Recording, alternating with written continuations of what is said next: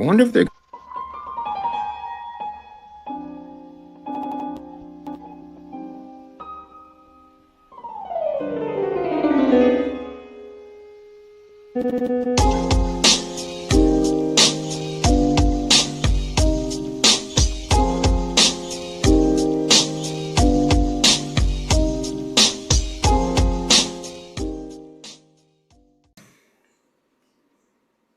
In fact, please allow me, friends, to digress for a moment. Okay.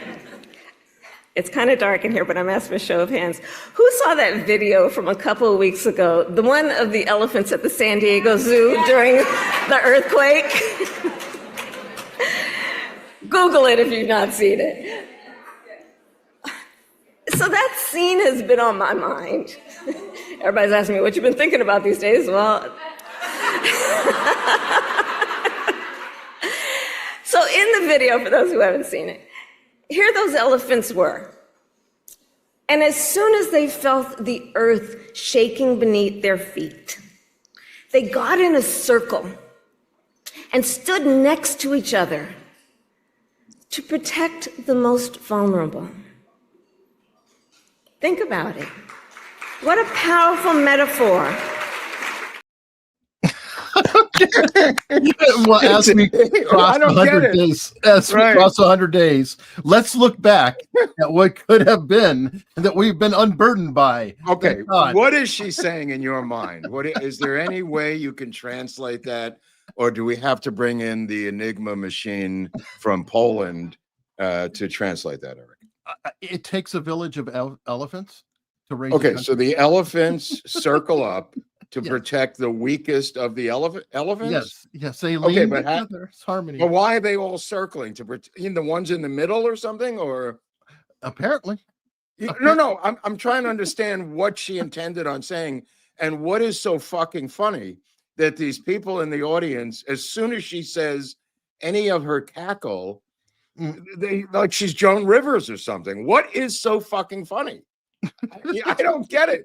It just seems like a bunch of giggly chicks. Well, actually, I'm laughing, but I'm kind of laughing at her. Oh, no, me too. Not with her. So I'm just trying to understand them. It strains my brain to understand, unless they're just 15 years old emotionally, and it triggers a bunch of giggles in the audience from other girls who are on her wavelength emotionally.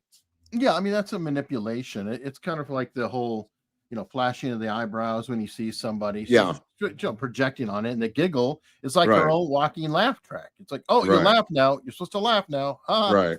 It's a joke. But the elephants circle up, and it's not a relation to the Republican Party elephants. That's out. No. We don't. Okay, well, I'm just trying to weed out. I'm trying to weed out some of the stuff. They're in a circle. Now you're saying that means it takes a village.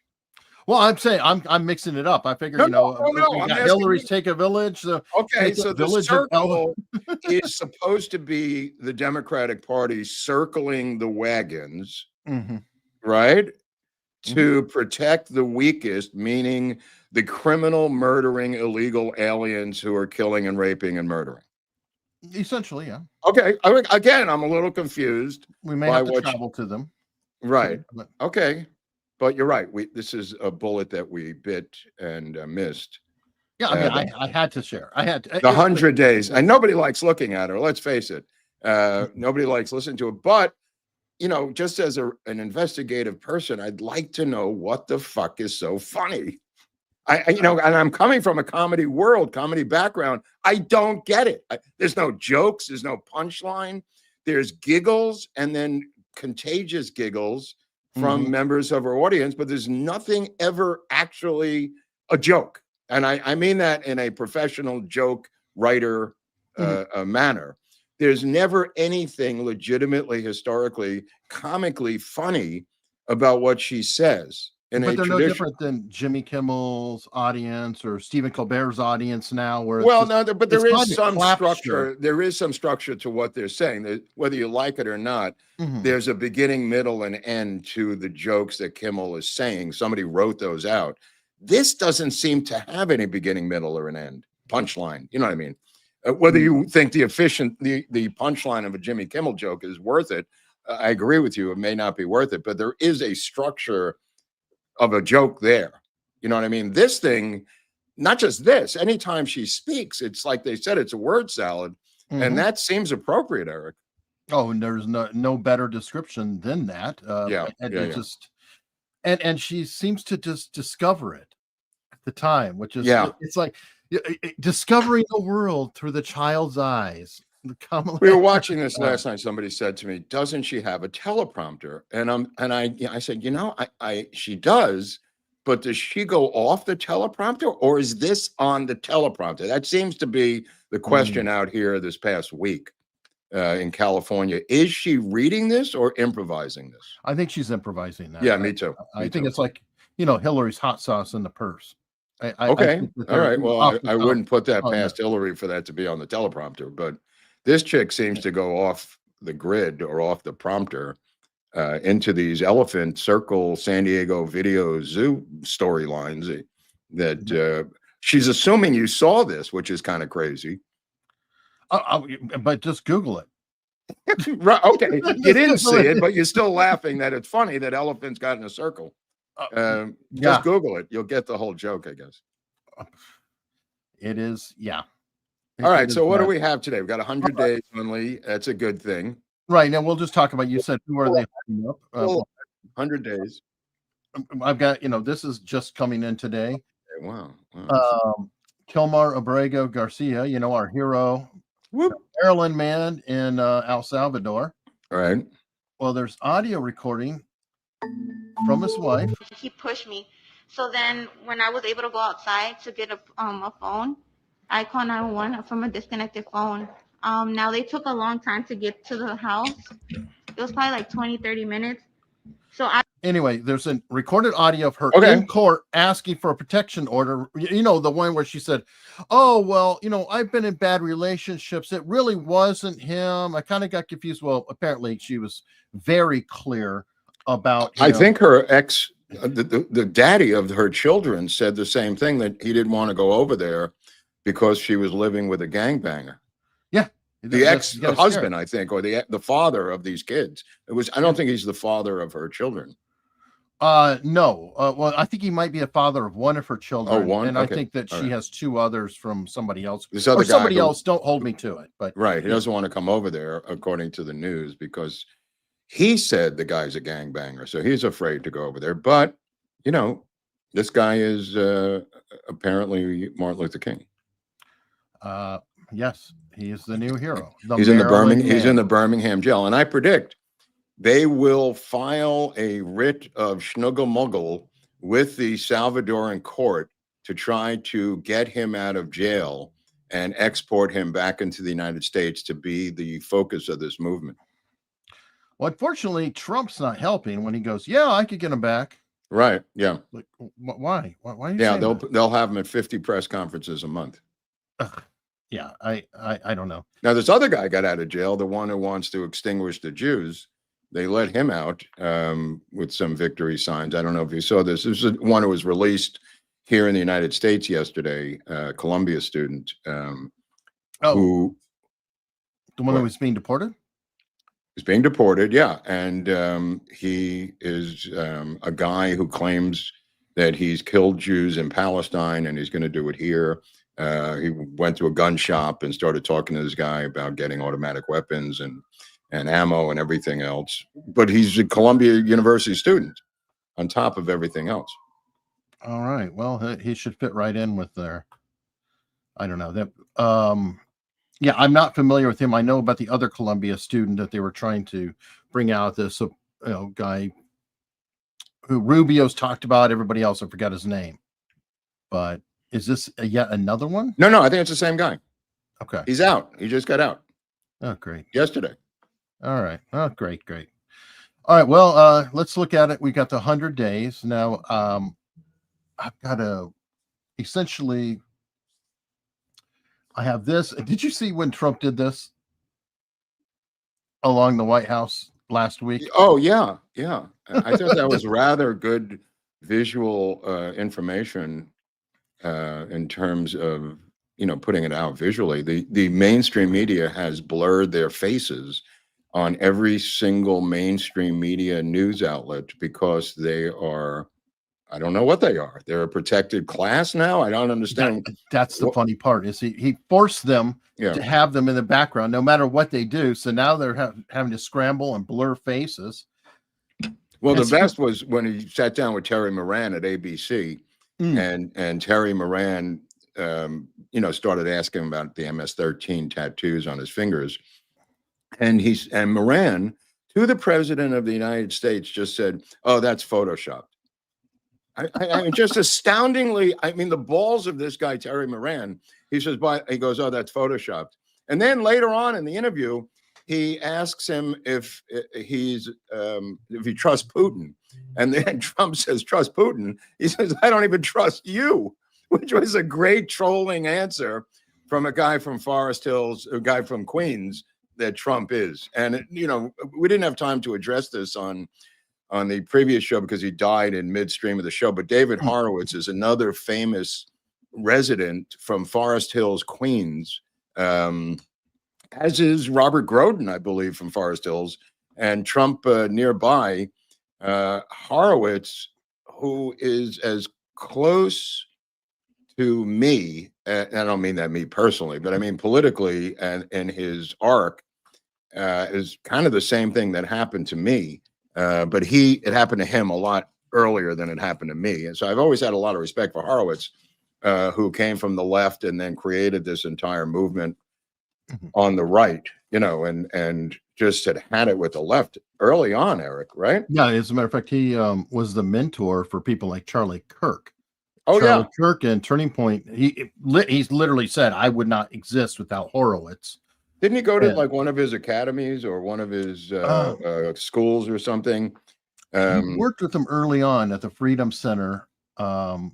I thought that Kirk had gone to university. Apparently, he never got a degree. Oh, okay. All right. Well, the reason I learned about David Horowitz originally is he had written these articles in the Village Voice, Why I'm No Longer a Leftist, some famous articles early on in the mid-'70s. And what happened with David Horowitz, there was a chick named Betty Van Patter. Now, Betty Van Patter was a white chick who was an accountant for the Black Panthers in the Bay Area in San Francisco, and they brutally murdered her. They beat her to death, and they threw her off the bridge into the bay. She later washed ashore, and the coroner said she was beaten to death, and the Panthers took credit for it, especially Huey Newton, and they simply said, this is a picture over here. They simply said that you have to break a few eggs to make an omelet. That was their answer to Betty's murder. Stalin. Now, Betty, what's that? They quoted Stalin essentially because no, they literally did. I remember when it happened, and this was a bridge too far for David Horowitz. Not a lot of people don't remember this, but she had uncovered financial chicanery with the books and the donations. Surprising, of the Black Panthers, that they had stolen the money, and she was the bookkeeper, and not that she was a whistleblower or anything, except that she had to be, according to Panther logic, had to be eliminated, and it became obvious that the Panthers had killed her. This is the thing that was the straw that broke David Horowitz's back, Betty Van Patter's murder. And he was right. Huey Newton later became a coke dealing, coke snorting gangster thug living in a penthouse apartment in Oakland, ruling some roost down below. And, I know there was COINTELPRO, but these guys, separately from COINTELPRO, had gone to incredible levels of thuggery. Besides that, and that being the murder, the unsolved murder of this poor woman, Betty Van Patter. And I mention that because of Horowitz's passing, and I haven't thought about her in a long time, since the 70s. They found her, I think she was in the Bay for about a month or two. She washed up on shore in San Francisco, and it's one of these things, just like Jim Jones. They don't want to talk about it because it's a leftist murder, Eric, and just like Jonestown, they don't want any press on it. And Horowitz refused to buckle under, and he left. And that was what moved him over to the right.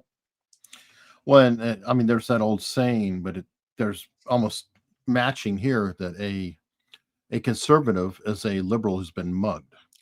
Right. Now, he wasn't mugged. He wasn't, but his life was. It was just too much for him to, especially when they acknowledged it privately, Eric. Mm-hmm. Now, there's two great quotes I want to read, because he also moves into the Jewish space, which I love about Horowitz. It's a very similar arc to my own, but mine came much later, and he's older than me. But this one, he said, is Islamicists are worse than the Nazis because even the Nazis did not tell the world that they want to exterminate the Jews, which is a great quote, absolutely brilliant quote. And he also said no people have shown themselves as so morally sick as the Palestinians. Both of those quotes I agree with completely. October 7th showed that.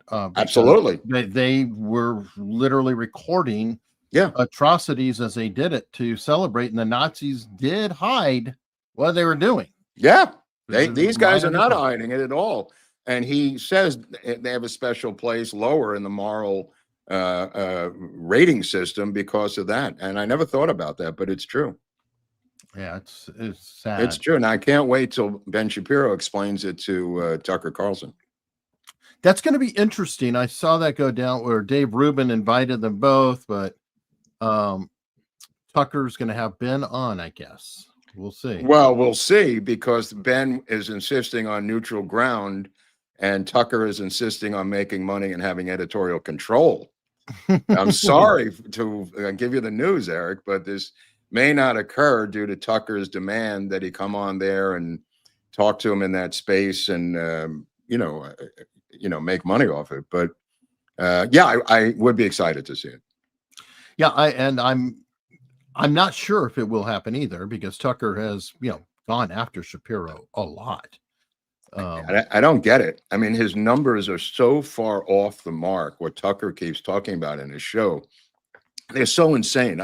He's saying a country that can't survive on its own doesn't deserve to survive with military and financial aid from another country. But I love Israel. And don't get me wrong. But his equations, I guess he doesn't do any research about it. I mean, the amount of money that the Americans give the Israelis adds up to 0.7% of the Israeli GDP, Eric. That's how much that Tucker is obsessed about, and these right-wing Jew haters are obsessed about the America First group. It's 0.7% of the GDP of Israel. Never mind the GDP of the United States, which is 0.00000 to a million amount of money that we're giving them. But holy crap, have they exaggerated this thing? Well, there's the other issue too, that a lot of the quote military aid is already earmarked, where it's like, we're going to send you money so you buy shit from us.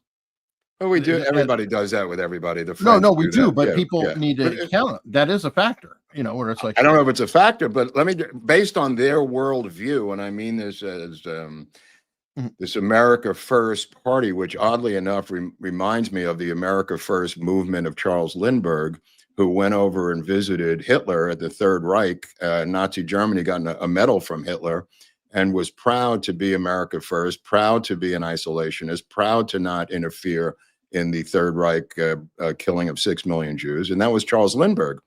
We've learned a lot since that time, but now they want to go back. Oddly enough, the name is exactly the same. America First. Well, if America is not first, the Chinese are going to be first. And then you're going to be sitting there with your thumb up your ass surrounded by Chinese Communist Party all around the world. Just because the Soviet Union doesn't exist anymore, it doesn't mean that the Chinese are not going to move into every single nation state that the America First group does not want to provide defense funding for at a tiny little level. And I'm not talking about Israel. I'm talking about Central and South America. I'm talking about places around the world in Africa. If we don't do it, they will. That's your strategy. It's an insane strategy, but I respect you for having a strategy, I guess. Well, that's true. On the Chinese front, there's some good news there with at least I think it's good news. Right.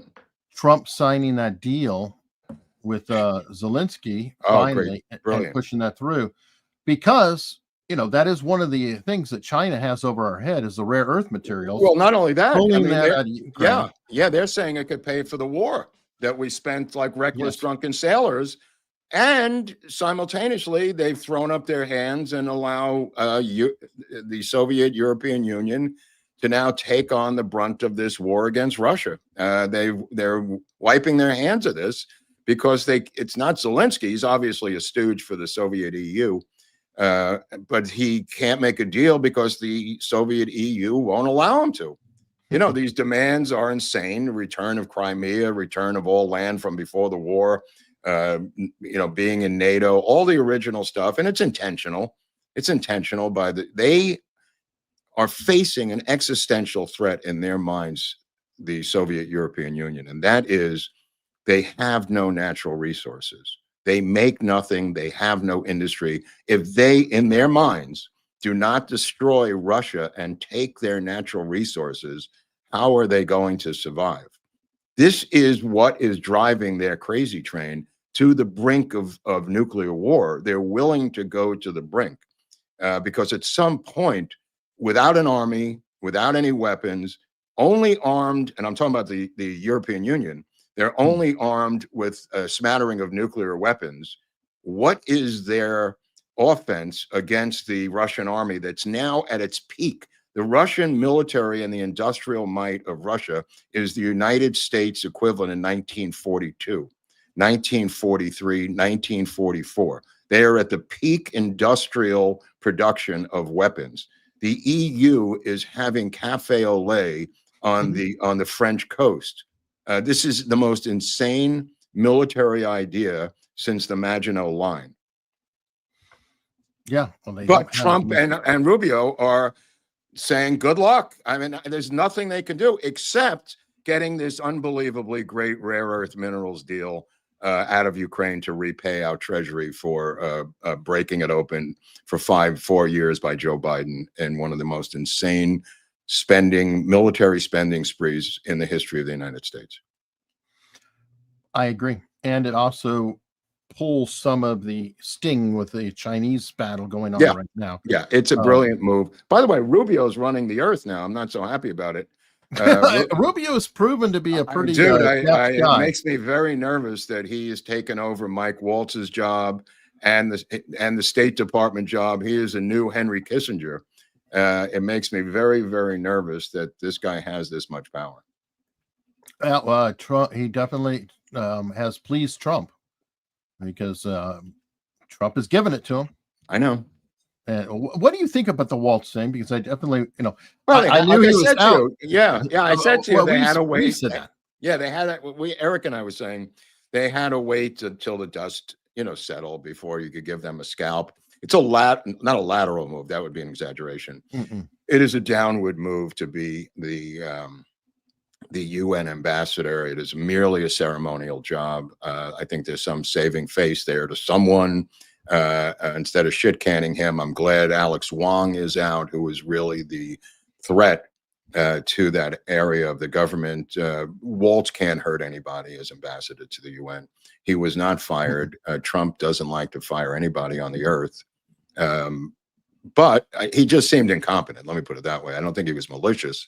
I just thought he was incompetent. So again, this is where El Stefanik was going to go. And now she is thinking of running for governor, but I am strongly urging her to run for the Senate seat of Chuck Schumer, which is at this particular time in history, it might be a Jacob Javits moment. And when I say Jacob Javits famously was a Jewish Republican senator from the state of New York, who was a New York senator, U.S. senator for many, many years, and was able to secure the red area of New York, plus the city, plus, a number of other votes to remain a United States senator from New York on the Republican side for many, many years.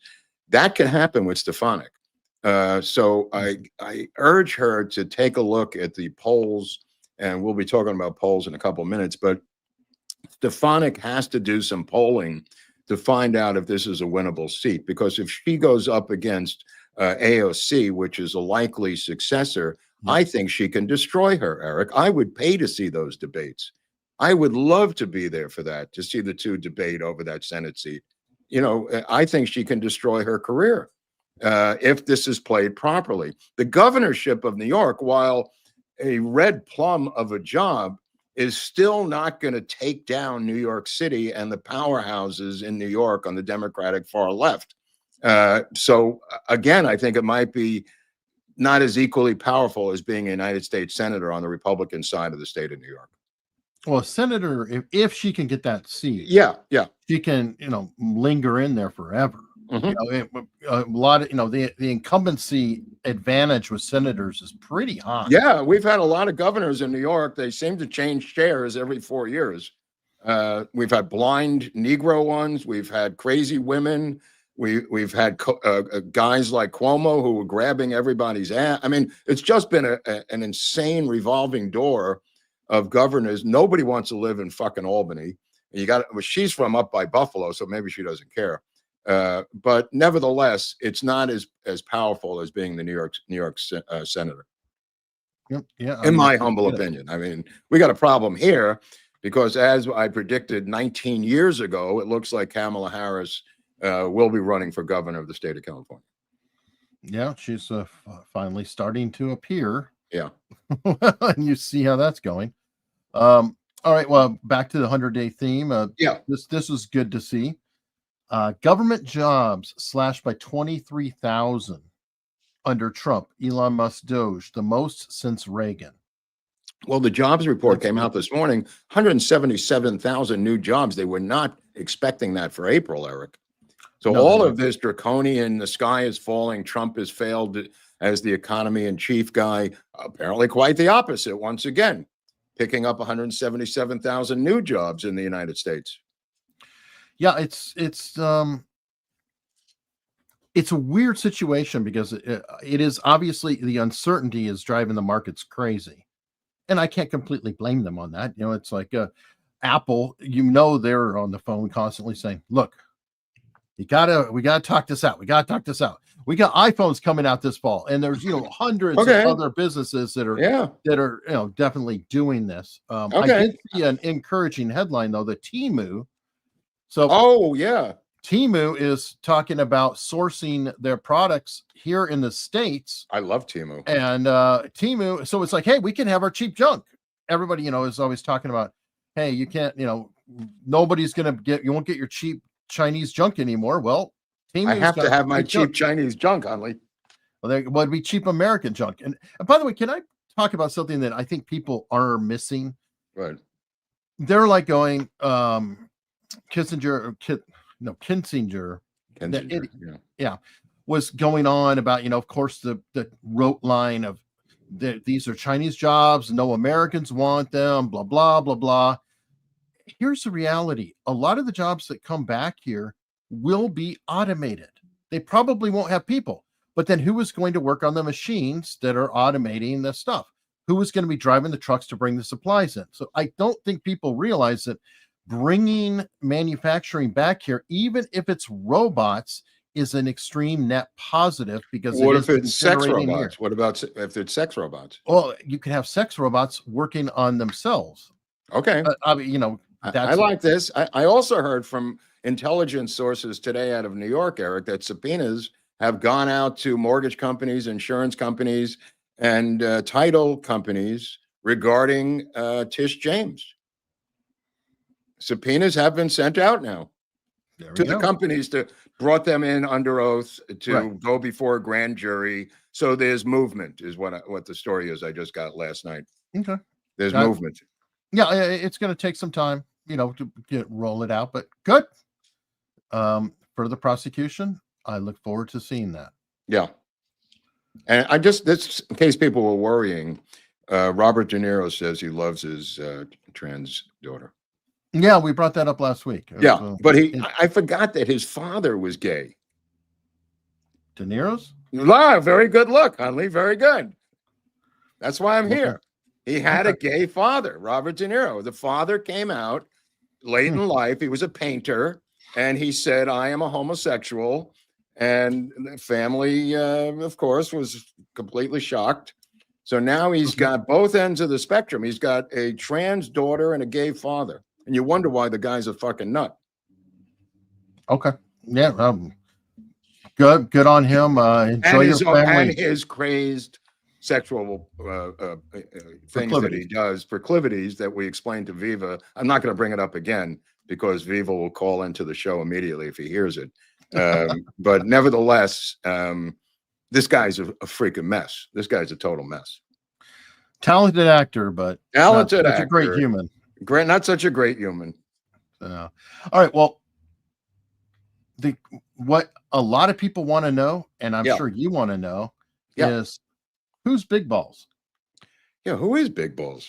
Well, you'll find out. Who's Big Balls? It's me. Oh, it's that guy? Yep. Why do they call you Big Balls? I just said it as my LinkedIn username. Okay. What do they say? Well, people on LinkedIn take themselves like super seriously, and they're pretty adverse to risk. And I was like, well, I want to be neither of those things. So I said it, and honestly, I didn't even think anyone would notice. Essentially, dude, that's great. He changed his LinkedIn profile name to Big Balls, I think, temporarily. Is that true? Yeah, I think that's where he got it from, because he was trying to say, I'm going to be daring. I'm going to go after. I'm going to go the other direction, right? And so I'm, Big Balls. But anyway, I just thought you wanted to know who it is. That is good. Speaking of Doge, I mean, he signed the executive order defunding NPR and PBS, Eric, the greatest day of our lives. Now, of course, the ACLU is immediately suing, saying, no man has that kind of power that could stop NPR. How dare you? Yeah, well, let's look at NPR. What's your take on this? Well, I think that we should look at what was being provided. If you're reading it, we need to know, hey, it's a valuable resources. So here's some examples of what they have. Let's see, they ran a story, cannibalism. It's perfectly natural. Right talking about the author, eating a placenta. Right on. As one would have a dinner. This is very important topic. This is during drive time, right? When others could be listening to right. Yep. Man Cow.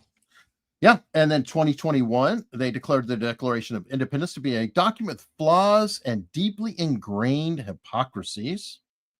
But you know what? They also said, screw the Declaration of Independence. We're just not even going to read it anymore because it's such a big problem.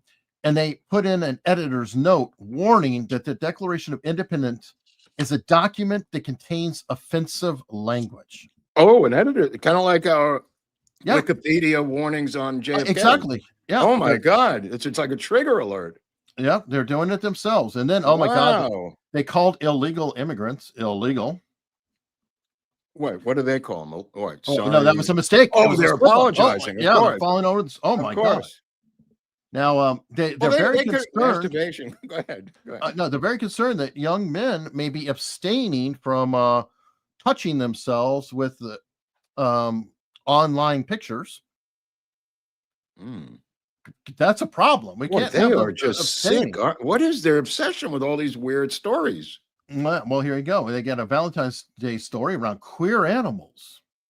Isn't that great? You can have the make-believe clownfish and Finding Nemo would have been better off as female, and that banana slugs are hermaphrodites, and some deer are non-binary. Yeah, did you know that, Mark? The deer are non-binary? Apparently, deer are non-binary. I'm so glad to get this knowledge. Dude, I once owned a cross-dressing raccoon, but that was gone too far. Yeah. Let me see. They devoted a panel to what it means to be woke and white privilege. This is PBS. So can you be too woke? I'm going to throw up. But I don't know if you saw the story about Homan saying he's going to arrest sanctuary city and sanctuary state officials next week, Eric. Did you see that? Yeah, it's the most exciting news I've heard in months. Yeah. Yeah. And I wonder who he's going to take down first. Well, there's some good ones in Boston, isn't there? Right, but I mean, is it going to be like a prison official, or is it going to be a political official? I'm curious to see who he goes after. I don't know. I think that he should let them expose themselves, kind of like that judge did that ICE nailed, and they did a great job with that. Yeah. That judge showed herself. Yeah. And that it was bad when the Wisconsin Supreme Court suspended her pending trial. Well, they're no friends. They're no friends of the Trump policy. There's a replacement attorney general in the state of Florida. The guy's name is James Utmeyer. I guess he replaced Pam Bondi, who is now refusing a judge's order out of Miami named Kathleen Williams, who is an Obama appointee Miami federal judge, stopping him from helping ICE with deportations and with arrests.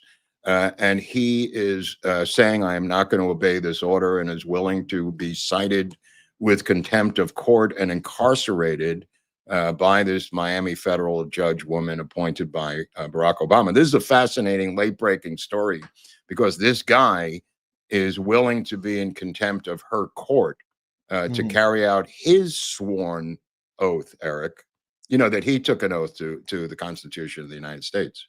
Right. Well, let's get some input from somebody joining us. We got to do a quick intro because people are like, who's that? Who's that again? Who's that again?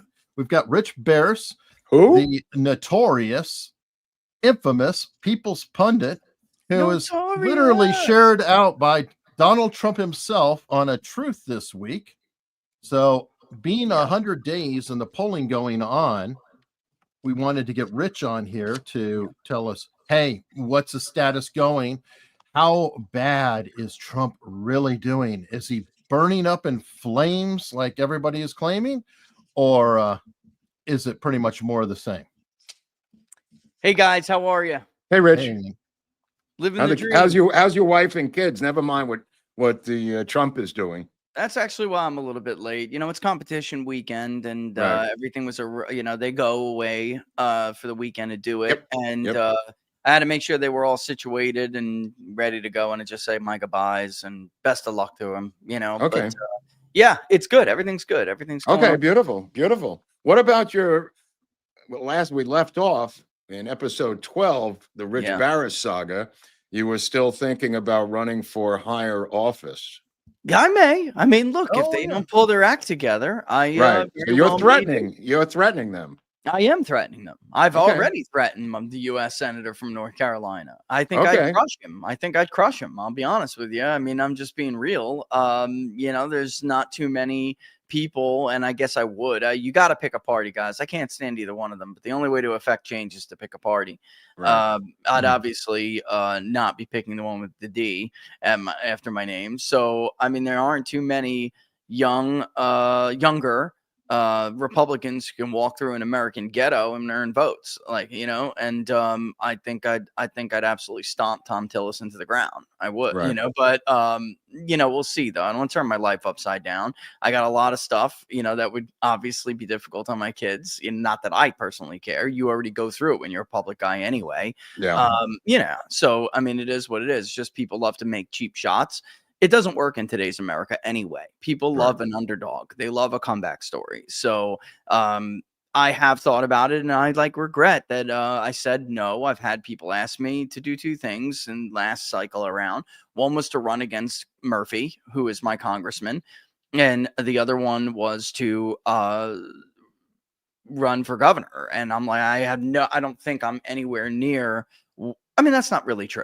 I just think that you have to kind of pay your dues sometimes a little bit, but I didn't. And Mark Robinson had the problems he had, which we all knew.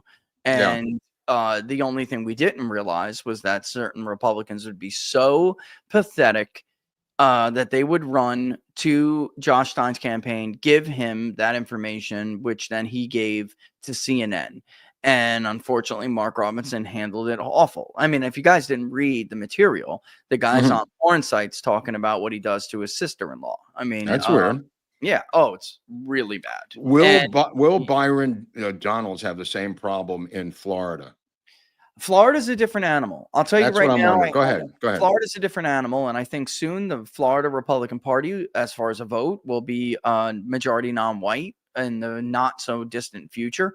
Okay. And in North Carolina, when Robinson won, I had high-ranking Republican officials tell me statewide, we'll never let him run our state. And of course, what they meant was a black man. You know, I mean, that's just true. I mean, it's just true. Which is, you know, a problem with some of the Southern Republican Party. It is. There's But you're this, saying not the Floridian Republican Party. no, you know, the old saying is true that the further south you go in Florida, the more north you get. Once you pass Ocala and Alachua, you're in a northern country. And I actually think in Virginia, the further as you go north into Richmond, it's further south. Yeah. In a weird.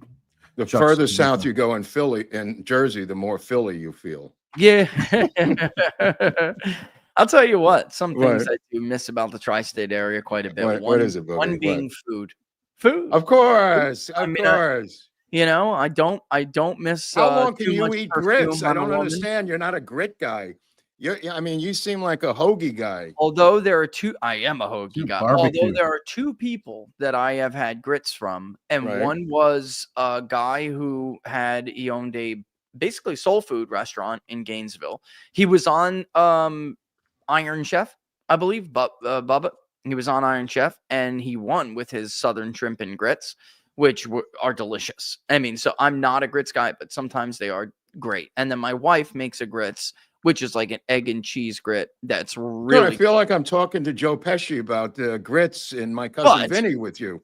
But I'll tell you right now, yeah, I'd rather have a pork roll, egg and cheese. Right. It goes right. Corner when you're headed into Manasquan, coming out of Wall Township. Right. Joe, I miss you, buddy. And the pasta fudge roll. Although my wife does make that really good. Escarole. It's funny. Like when I go back to New York, I have to have pizza and bagels.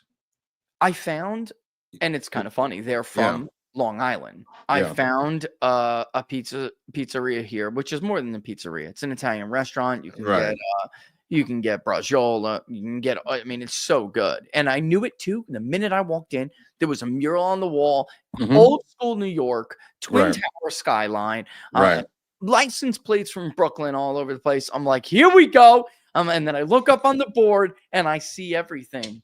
They can't survive with just a pizza place. They have to make it into an Italian restaurant in the South. Because I went to one in West Palm where my pizza is. Let's be real. It's not enough economically to just be a pizza place, I think. And I see what every native New Yorker is dying to see when he goes into a pizzeria in a Southern location.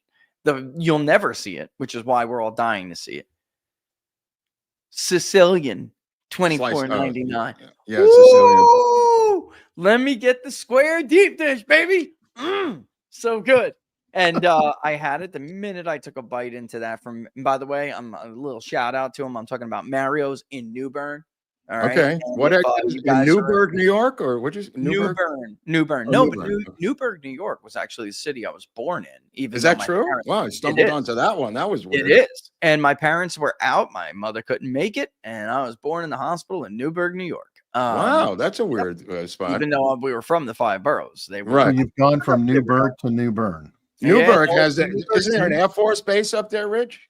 There's Cherry Point for for the Marines. A lot of UFO sightings up there, bro.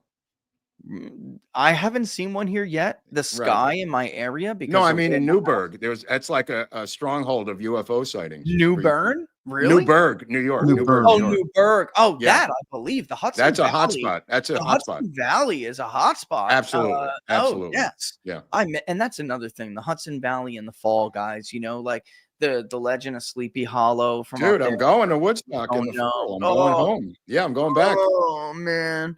Yeah. I do miss.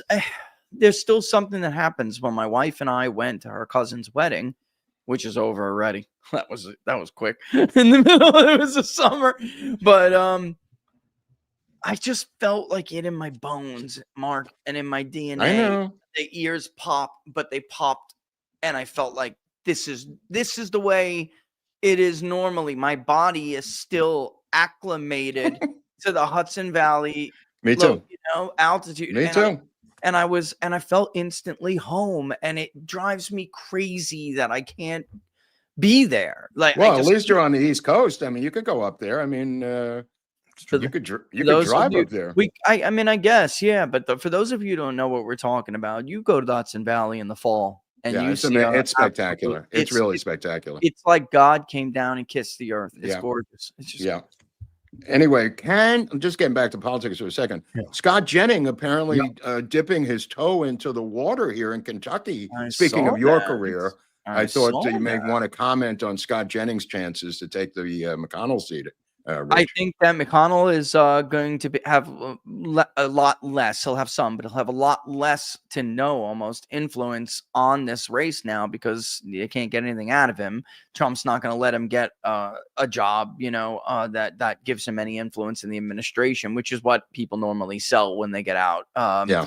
So this is good because for those who don't know this, McConnell a long time ago made sure he could never be recalled because I watched Laura Ingram's tweet. Yesterday? And she said, "Oh, come Trump wins it by this many points," and they both of them are constantly going against Trump. It's good. The answer is because there's nothing they can do until he's actually up and ready to get pushed like he is now.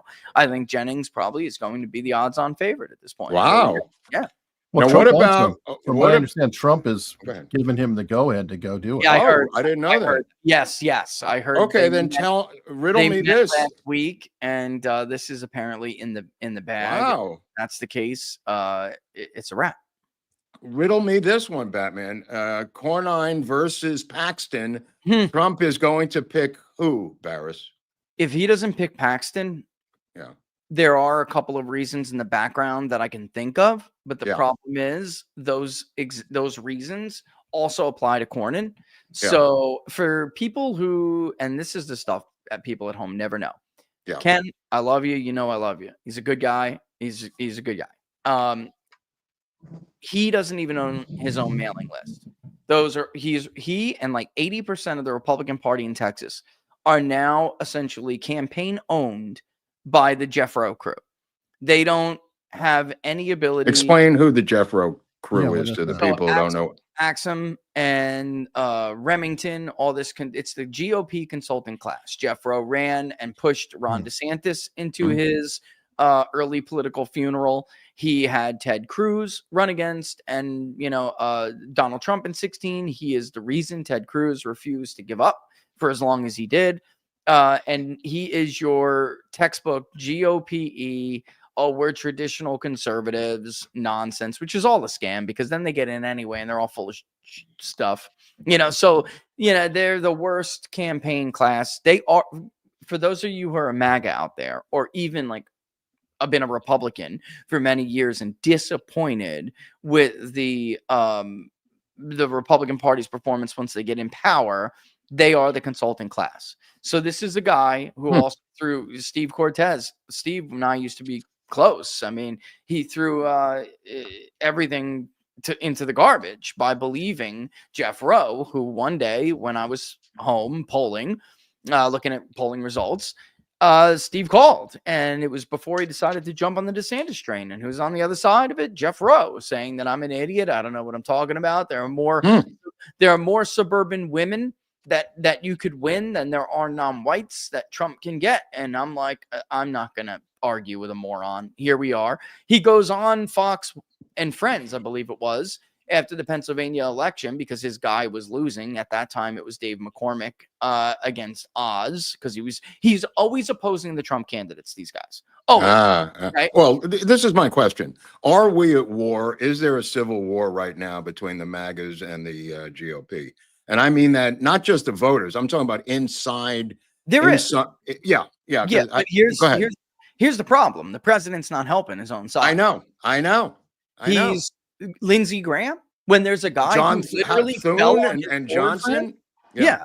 Look, and I understand. Well, he's got to govern. I don't believe that at all. I am with Byron Donalds, who has a different point of view. And his point of view is, sir, I will walk all over Capitol Hill and I will tell them you will either be on our side or we'll freaking bury you. Right. And that's it. I agree. That's all. That's how this game is played. Ask Barack Exactly. Obama if he kissed anyone's what. He didn't. He said, you're going to do this or I'm going to destroy you. And that's the way everybody does it. LBJ on down the line. Sometimes Trump is too transactional, Mark. I agree, bro. Ron Cornyn is a traitor and he's a rat. He's a dirty rat. MAGA. He was all, I mean, him and like Richard Burr and all these guys, they all kiss Mueller's, you know what? He'd be out if it was for John Cornyn. So what? So the guy votes on a couple of your cabinet picks and you all of a sudden forget that Ken Paxton was there when nobody else was? That's right. That's Come right, on, bro. 91 That's right. felony indictments. Ken Paxton literally got himself impeached because of his defense of you. Yeah. This is a no-brainer. Trump won't tweet that one. Well, if the Democrats retake the House, forget about impeachments. They're going to go after Musk and others who they're going to drag in and be cited with contempt of Congress and other charges, a la Bannon and Navarro, and be jailed by this Democratic Congress if they take back the House. Yeah, we're all next. Yep, we're all next. This is why I got to tell you, I understand the frustration of some of Trump's. There's two groups that we talk to when we're polling. Of course, you have like Trump's diehard supporters who really do understand what time it is in this country. And then this is the one that really has the potential to damage Trump if he doesn't pull his head a little bit out of his butt. And that is the group that isn't diehard, that was turned diehard by the fear watching Democrats try to imprison people. They don't even vote half the time, these people, and they came out and voted for Donald Trump. And they're sitting around going, did we all suddenly forget they tried to put this guy? It's shocking. I agree. It's shocking. Natural life. Right. Like, what are they going to do next time? Yeah. What are they going to do next time? They're like, going to step it up. They're going to realize they didn't do enough from their point of view. They're going to say we should never even have given them a chance to get out. Yeah. Yeah. Of course. Yeah. No, it's crazy. We're dealing with fanatics here, gentlemen. They are fanatics. Fanatics. These are the people who line you up against the wall eventually. These are the people in their mind, their same mentality, whether you're talking about the Cultural Revolution or the bodies that Pol Pot threw in mass graves. Those are their heroes, for Christ's sakes. Thank you. These are their heroes. We are dealing with people like that. And you're talking about what? Giving, and I don't like him, but giving Mike Waltz's head over to your political enemies to shut him up, that's not going to be how this ends. How about ends. George Santos getting 7 years in prison on that particular beef? Perfect example, by the way. The only guy who could have won that seat. Yeah. The only guy who can walk around the village, gentlemen, and win votes. A Republican who can walk around the gayest town in America and win votes. Yeah. And you throw him to the wolves. Yeah. Come on, man. And he could have been the head of the log cabin movement if they played their cards right. An effective one, you know? And I don't want to hear, oh, we got to be better, this, that, the other. They're all a bunch of crooks. The only ones who ever get in trouble for anything are Republicans. And that's it. Look at Pete Hegseth, all the stuff he's undergone. I had to remind everybody that Lloyd Austin, who, by the way, should never have been the Secretary of Defense because he doesn't believe in civilian control of the military. That's a one disqualifying thing a Secretary of Defense can say. I mean, the one thing, we all have differences of opinions, but the founders didn't believe in standing armies. The only reason they gave up to Hamilton was under the condition that civilians would control that military. And this is a man who didn't even believe in that. Then he goes on to hide a cancer diagnosis from the country, which is illegal, and goes into a hospital for treatment as the sitting Secretary of Defense. And what happens? Nothing. Does Joe Biden have to give up a scalp? No. How many scalps did Barack Obama give up in 2 terms? I don't remember any of them. I don't remember. None. 0. Yeah. His attorney general was held in contempt, the first attorney general in the history. Talking about Eric Holder. Eric Holder. Held in contempt, and they didn't even sideline him. No. Nobody understands how these people apparently think. You give them an inch, they come back for the mile. It seems like one side is able to incarcerate the other side, and the other side finds it repugnant to do the same thing. Am I wrong here, or what is? No, you're not. In other words, the conservative right feels that firing someone is the equivalent of putting them in jail. They just go, well, we fired that guy; it's punishment enough. As if that is the equivalent of Navarro or Steve Bannon going to federal prison. I mean, it's bizarre. And now there's so much. We know so much. I honestly would I mean, I don't want to give any ideas here, but I was a little bit hopeful when I saw them round up the Wisconsin judge. I love that. Round up judges round now. her up. Round it She up. is another fanatic who broke the law. Mark, if you and I knew that someone's arrest was imminent and we tipped them off and they fled, or worse, we misled law enforcement like she did, and How about giving them an escape door to go out the back door of your office? It's not just giving. Rich, the victims of the crime, all the crimes that he committed were sitting in that courtroom. He had pummeled one woman in the face over 30 times. The victims were there, and this judge escorted this criminal out the back door where he was in a foot pursuit with ICE. We would have been shotgun charged with aiding and abetting, obstruction of justice. The victims' families would have sued us civilly. We would be liable for millions. We'd be destroyed. And this woman is acting like they compared her to the couple that tried to hide Anne Frank. I was just going to say, it's either the Nazis hiding Jews or the runaway slave First act. of all, this is a party that hates Jews. Can we drop the pretenses? This is a party that absolutely hates Jews. Governor Shapiro could not have been chosen as the vice president because he's Jewish and there's too many anti-Semites in the party. His place gets firebombed. The media immediately runs to, it must have been some MAGA fanatic. Turns out it wasn't. It was a left-wing Jew hater. Muslim. He was actually Muslim. I don't know if he was a convert, but speaking of that, Rich, and you're going to compare this woman to the couple that hit Anne Frank. Anne Frank was being pursued because of who she was, not a crime that she committed. How dare they?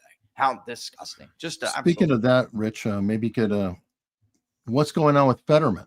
I have a feeling it's also his pro-Israel stance, but they're going after him hard. It appears, trying to get him kicked out.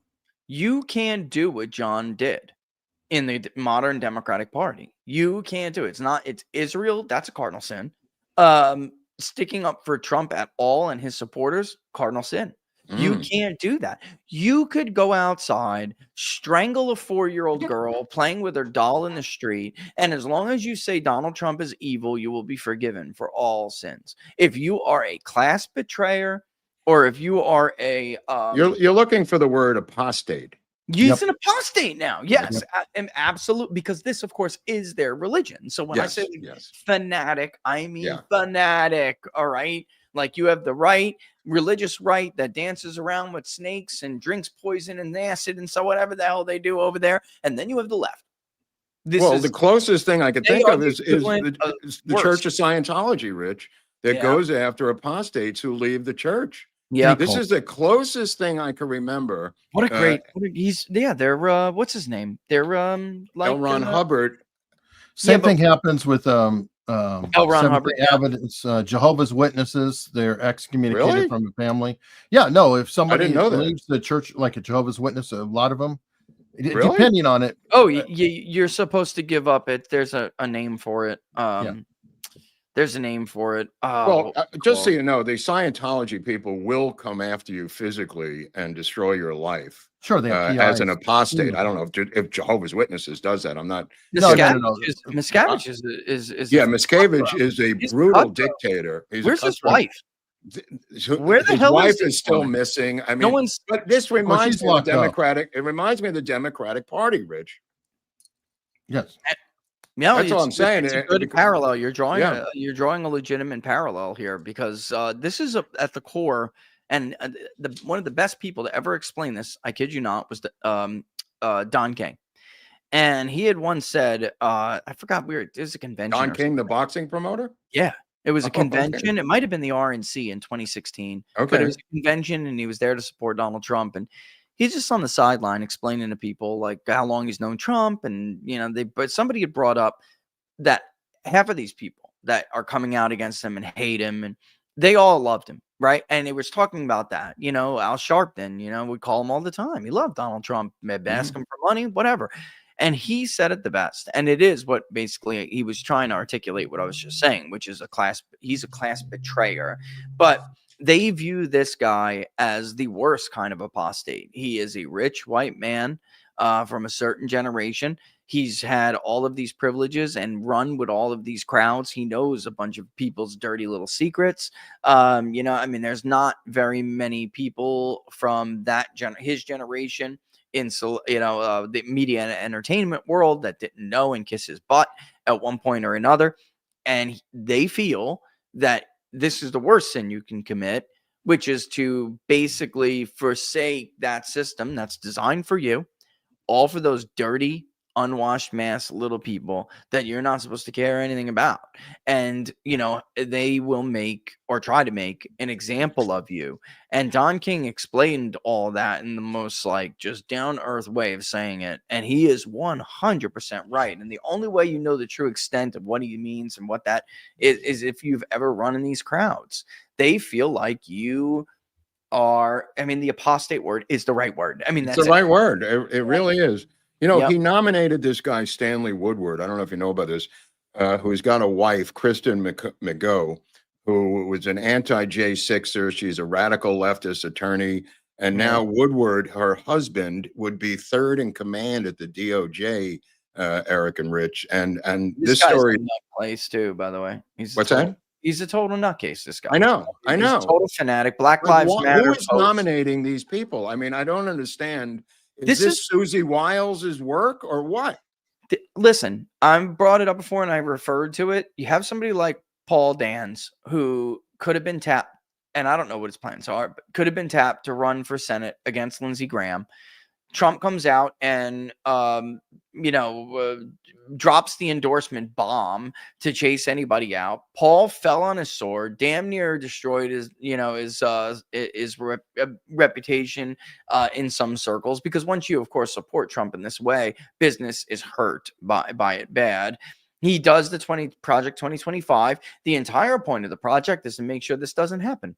That's really the point. The point of the 2025 project, guys, was because in 2016-17, everyone recognized that there was no plan to take control of the government, to actually take control of the government. The government is run by these fanatics, and that if you don't have a plan in place, you will never be effective and get your agenda through, and not at the extent which you should be able to, because this is what they do. They did it to Reagan. They did it to him in his first administration. They are very good at that, waiting out the elected sovereign. And instead of sticking by them, Chris and Susie threw them to the wolves when the media coverage got bad. And, I hate to say it, but Cernovich was right about that. This is not what you do to your friends. I don't know if you guys remember. I'm sure you do, Mark. This is not how you treat your friends. You stick up for people who are doing the work for you. Honestly, we don't have that infrastructure in place right now. And you can tell, there's a lot of good people too, who are around the president, who'd always give him advice, support this candidate in this area. Devin Nunes is a national treasure, but he's another great example, and the president can't be everywhere and have eyes on. Well, let me ask you this: who's running the RNC right now? Because it seems to be this leaderless ship that's just adrift at sea. I'm not studying it internally, but what's your take on this thing? I honestly don't know if what it was supposed to be a shared power arrangement is just not going well. And maybe it's sometimes what happens when this arrangement is made is that ultimately you wind up paralyzing the organization because you don't have somebody who's assertive and able to take charge. And maybe one is always constantly wondering what the other one's doing. And I'm wondering if that's what's going on here. And if that is the case, then I would say this: it was great when Laura Trump was put in there to keep an eye on Michael. And I know Michael, and by the way, when I was asked who should run the RNC, that was the one and only name I gave, was Michael Watt. So he's competent. I just wasn't sure about his dedication to the direction of the Republican Party. I know he was dedicated to the direction they needed to move to get the vote out and to be competitive on the ground, but the direction policy wise, I was not 100% sure of. So it was great. If you're MAGA, it would have been great for you to have Laura Trump watching over his shoulder. At this point, I think the guy has proven himself. I think Laura could go run for Senate, so I don't have to do it. Drop Tom Tillis on his head and let Mike do his job. You know what I mean? They seem to not be addressing the midterms at all. They're not addressing the key problem with the midterms, guys. And that is your coalition is no longer a coalition of educated white people and old people who vote all the time. And if you don't make sure that you recognize that and embrace these people, and Barnes is right, like Barnes and I were talking, their biggest problem with these people isn't even the infrastructure right now. Their biggest problem is that they're just not giving them anything to believe in. It's beyond Donald Trump. You have to make them believe that this party is dedicated to what Trump is trying to do. And every 2 seconds, some piece of is stabbing him in the back. Yeah. And I don't care. I don't give two whats about Rand Paul. You're telling me Rand Paul couldn't make sure that he could shut down a policy from Joe Biden, during any, it just seems like they dedicate themselves to fighting against Donald Trump. Like when all of a sudden there's some there's a sticking point, right? There's a wedge issue or there's an issue that's a deal breaker, but it's always for Trump. It's not, and it's always for their own party. How would you feel about these years he's been in the Senate, guys? Yeah. How would you feel? How would you feel about Scott Pressler being at the RNC?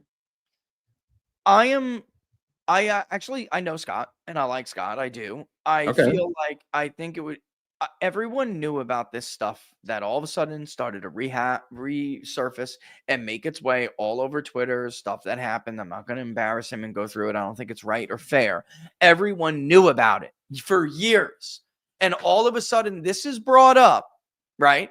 This is brought up when him, Charlie, myself, others start to point out that perhaps there are people who are getting credit for things and getting attention and getting money and getting support, financial support, who didn't do anything and don't know what they're doing.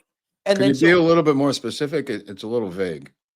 Well, I mean, I've already brought up half of them. There's only two firms that walk door to door in the Republican Party. That's it. You have the Olsen family who runs one. It's a total scam. Okay. All right. I mean, that's it. And all I just got here, so I don't know a lot of this. What about Turning Point? What about Turning Point? I think Turning Point did a good job in Arizona. All right. And I don't know that they're equipped to go in every damn state to do everything. Like, it's kind of like, why would you? I don't understand Republicans, how they deal with the centralizing thing for some reason. It's like, we didn't like how the RNC was doing it. We're going to decentralize into all these different groups. But Turning Point is the biggest name, so we're just going to give them all the money and let them do it. Like that, you're a Democrat. I thought you didn't believe in the effectiveness of centralized power and like central planning. There are different groups in different states that know their states the best, and they should be the ones to do it. It's that simple. Like, I mean, I'm sorry, and I love Charlie; he's a good friend, but like, you can't do every damn state. You just can't. Well, Pressler's doing New Jersey now. Do you think it's flippable? He is. He called me and we talked, and I gave him some numbers. And it is flippable. Absolutely. Okay. New Jersey is a great example, but you know what? It's flippable under a Trump-like Republican Party, not a party that is constantly in an identity crisis. Like, we just had an election where they ran significantly behind the guy at the top of the ticket, and hasn't dawned on any of these morons there's a reason for that. I mean, it's unbelievable. How long are we going to continue this, guys? How long? And this is what Trump needs to understand. There's a reason this is continuing, because they are owned by K Street and Wall Street, Mr. President. You are not. You keep giving them a pat on the back, and your legacy is going to be in jeopardy, because they're going to not give two you-know-whats about your signature pieces of legislation, the direction that you move the country in with this policy. They're not going to defend it any better than they defended what did in the first administration against Joe Biden when he came and shredded it. Your Lindsey Graham buddy voted for Lloyd Austin. They undid everything you did foreign policy wise. They destroyed the Abraham Accords. They ripped them up. They shredded them up. They got rid of the special exemptions that you took away from buying oil from Iran. And that was a direct result, was an invasion of Israel, because they were funded to do it.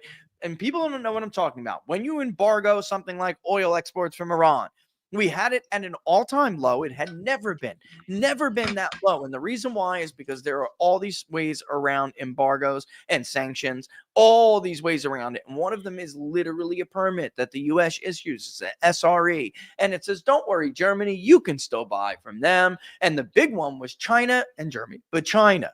And Trump did not issue those exemptions. So China couldn't buy unless they wanted to be subject to those sanctions as well. Joe Biden came in. He did not abide by that policy. And everyone was buying, even the currently sanctioned Iran, everyone was buying oil from them. That led to them being and fund certain Hamas organizations, leaders, and efforts. And they got the money from that to invade Israel. So my point is, Lindsey Graham sat on his and rotated, and did nothing while they were doing that. He voted for every single one of Biden's picks without any hard question. They will obliterate Trump's legacy. And he's sitting back, and I'm sorry, he's just sitting back and doing nothing. And part of it's not even my frustration. I'm just trying to relay the frustration I'm hearing from people, because this started. Well, yeah, it's the frustration's real. It's out there. I mean, how would you feel about suspension of habeas corpus? It's been done before. Yeah, Lincoln. That was my answer. Been done before. Your favorite Thank you. president did it, ladies Thank and you. gentlemen. Your favorite president. I don't know. And then Trump can issue some emancipation for a victimized group that doesn't exist, and he'll go Right. down as a hero too. I mean, Okay. whatever. All right. Why? Go ahead. Okay. Yeah, I was just gonna say. I mean, there was so much news over the last 2 weeks about Yeah, I know. the Yeah. how complicit the media, certain people, specific people, were in the covering up of Joe Biden's senility. Yeah. Nobody's being punished. Nobody. I mean, whatever. Find something else to Do punish. you them. think Bondi is here to stay? I for right now, I do. I think that, listen, I know Pam, I like her, and I'm telling you, I think she's been given an impossible job. I mean, my take has been, and has been forever, that bureaucracy is not reformable, and it's not even needed anymore. John Dillinger is dead. They killed him. All right. We don't need an FBI. There's not a single act of terrorism that the FBI can point to where you can say, we prevented this. There's not one single, there's not even an. Well, they create some and then they solve the same Of course one. they do. Well, it's not only terrorism, though, Rich. What it's- about Eric Adams? What about public corruption? What about Los Angeles? They are doing a decent job locking up the city council in Los Angeles and some other areas. So there is some definite corruption happening that the FBI does address. But Eric, I mean, I gotta be honest. Look at somebody like Andrew Gillum. All right, there's also this that goes on in the FBI. I kind of wonder what the backstory is and what we'll find out later with Adams, for instance, because everyone knew about Andrew Gillum. Everyone knew he was a crook. Everyone knew about the real estate deals. Everybody knew he snuck out on the down low and went on 2-day meth benders with his. Wait a minute, come on! Everybody knew this. Nobody told me. Knew.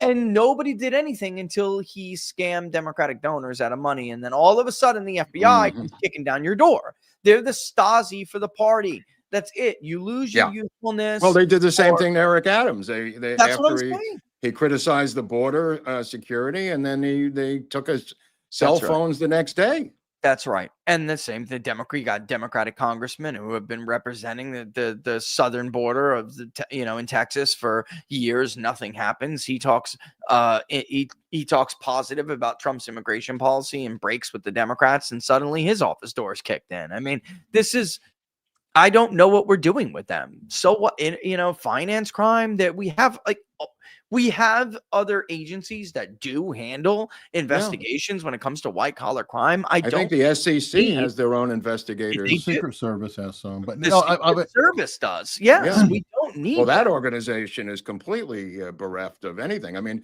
here's the head of the Department of Homeland Security getting her pocketbook robbed in the middle of a restaurant in broad daylight in D.C. while guarded by the Secret Service the other night. You got the clip? Oh no! Oh, okay. Oh, I thought you had footage or something. I'm like, No, all right, we do have footage of recently. I don't know if you saw this. Garcia's human trafficking, the guy who's down in the jail in El Salvador. Another scam. And apparently the FBI the reason I'm mentioning it, they were brought in to let him go. In other words, local police apprehended him, I think in Nashville, with a car filled with girls, and they let him go at the urging of the FBI. I don't even know what to say to that. Like, I'm not surprised at all. That's Right. all I can say. I mean, are you? No, This is an organization that tried to destroy Martin Luther King because Right. he took a peace prize they disagreed with. Right. Malcolm X is dead because of them. They killed Malcolm X. All right. And then 2 people did time, 20 years in jail, even though they weren't the ones who pulled the trigger. The guy who pulled the trigger was a mark, an FBI mark from the Newark Nation of Islam location, whatever you want to call it. You know, let me ask you this. Homan said he's going to do that. Homan said he's going to arrest state officials next week who are sanctuary state officials. Go get him. Who do you think, or what do you think he means by this? Who? Who, what, where? Who, what, where, when, and why, Rich? I mean, we'll have to see. Okay. But you do have officials in Tucson, for instance. They routinely violate not only the law, federal law, but the actual city voted against their policy of being sanctuary city and not paying attention to the federal law. They voted against that, and they've been ignoring it. They've been ignoring that referendum since it passed. I mean, well, it wasn't even it technically is yes or no passed. They've been ignoring that from the beginning. I mean, why? Is this going to be a sting operation, or how do you see these arrests coming down? I would put cameras in front of it. I don't. Okay. If it was me, like, they're not effectively utilizing. Right. That's where I was going with at all. Like, I would if I was home, and I would make sure there are cameras there. They're ready to go. They did it one time with Fox when they started rounding up some criminals. By the way, remember back then his approval on immigration was still plus 20, or something. So it did work, but they've given up on that approach. And anytime I did something big and bold, this is another thing of criticism. And I don't mean to be all critical, but there's a lot. Oh, it's 100 days, so you might as well get it out now. Look, they are not explaining to the American public, like, there's big things going on. And if you're going to make these big changes, you make people nervous. And you have to hold their hand when you do it. Like, you should be doing Roosevelt, fireside chats. And he needs a press spokesperson. And I don't mean that in terms of Caroline Leavitt, who is in the White House press room. I'm talking about a spokesperson. Now, on occasion, Miller has come out on the front lawn and done some yeoman's work, and then what's his name? But he's not likable. Can we cut the crap with Miller? Smart guy, super smart guy. He's not likable. He's very off-putting to a certain group of people in this country, and he's just off-putting. Women don't like him. They don't like his attitude. They don't like the way he looks at people when he's talking. He's not. Well, that's what I'm saying. We need a body language guys probably have a field day with him. He's not a likable dude. All right, there has to be somebody, and I've been saying this for a while. And then that person not only handles the real day-to-day face-to-face with the American public, but also without anyone else around, speaks to the president 20-30 minutes. What about using JD Vance in this role? Now, he does some of it. Scott Jennings, actually, he came up earlier, but somebody like that, Rich, in terms of presentation skills and getting along with the others, very articulate, very charming. And where he's sitting there winking at them while he's telling them to screw themselves. Yeah, there's got to be somebody who can do this. And Vance was very good at that. Vance I don't know why I didn't think of that. Vance is the one to do it, I think, in my humble opinion. That's actually because the vice president's the office of the vice president. That's what Nixon used Agnew for. I mean, Nixon was used by Agnew for that purpose. Yeah, and the office of the vice president, guys, they're not doing like this. I don't mean to downplay it, but they're not doing like God's work every day. No. Okay. I mean, that's not what the role is. It's a very sideline role unless the president gives you something. I mean, Mike Pence used it to undermine and spy on him. So he was busy all the time. But kill his voters. But Vance could utilize this for multiple levels. Well, Vance is being rolled out quite a bit. I mean, if you listen to Halperin, he's one of the most active vice presidents anybody's ever seen. The press pool actually wants to hang out with him, which is a bit different. He was talking about. Where is he though? Where is he? I don't see him. No, but I mean, he's still in that scumbag cesspool of a town. Like, I'm not talking about that. Get out on the stump. Get on the stump. Gotta get out. And Trump was brilliant. when he did leave with that 100-day speech. That was actually brilliant. He had his labor secretary come here actually Right. last week. You want to explain what he's doing with Gretchen Whitmer? I'm completely confused about what's going on. We with talked her. about this on the show today a little bit. I think. Okay, what is going on with him and her? I think that there's a couple of things. If you're What? Trump and you know JD may want to run, I can tell you guys from the polling we've done that Whitmer is the real threat, not Shapiro. And I'm going to tell you why. Because She's well, not Jewish. I already did. Exactly.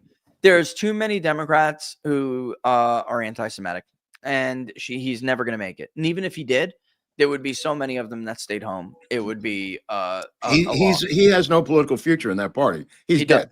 He's dead. Forget about him. Tell me about Whitmer. Whitmer is a problem. Right. Whitmer has the support, as far as approval, of more than a quarter of Trump's voters. The last time we wow. 27% Wow. approval with Trump's vote. So I think if you're Trump, well, if you're her, you don't really give a damn if you're going to upset your party, because I think Whitmer has already gambled that her party has gone crazy. They will not be able to be a national party the way it stands right now. So she'll have to beat like an AOC in a primary, and that she's the one who's going to make the argument that I can actually win Trump voters back and make this a blue working class Macomb-like state again. You can't do that. And I think that she's gambled against the long-term viability of her party. Now, I think Trump probably knows that's true. And if you're him and you want to neutralize her, you're hoping that the party's not there yet. They're still crazy. They're still too crazy. And she's too early. She's ahead of her time. Right? So you make her an ally and you neuter her in a primary, because she's gonna look, that may work in a general for her, but she's still got to get past a fanatic like AOC in the primary, and that she will not be able to do, my friends.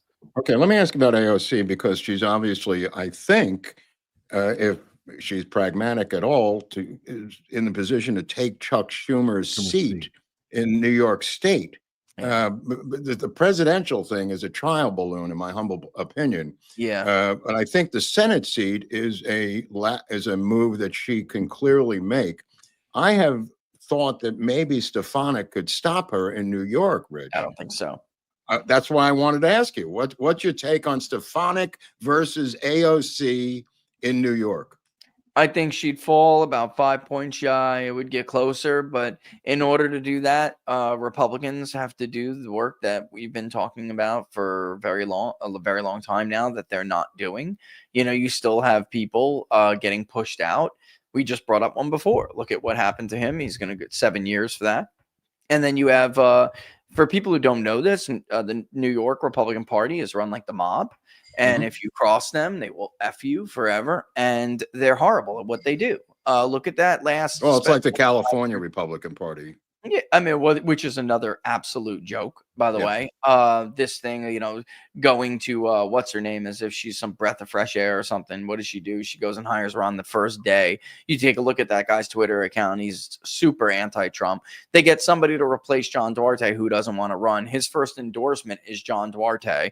This guy is a absolute piece of trash. There's video of him telling an old voter at a concern at a city council, a meeting, to shut up, basically, and sit down. I mean, this is who they're going to run. The guy was a Democrat as of 2 weeks ago. Which, don't get me wrong, I like converts when it's earnest and when it's genuine. You know. Okay, so can Stefanik win? Can Stefanik win the New York State governor's race? No, because there's too many. She can't win that either. Okay.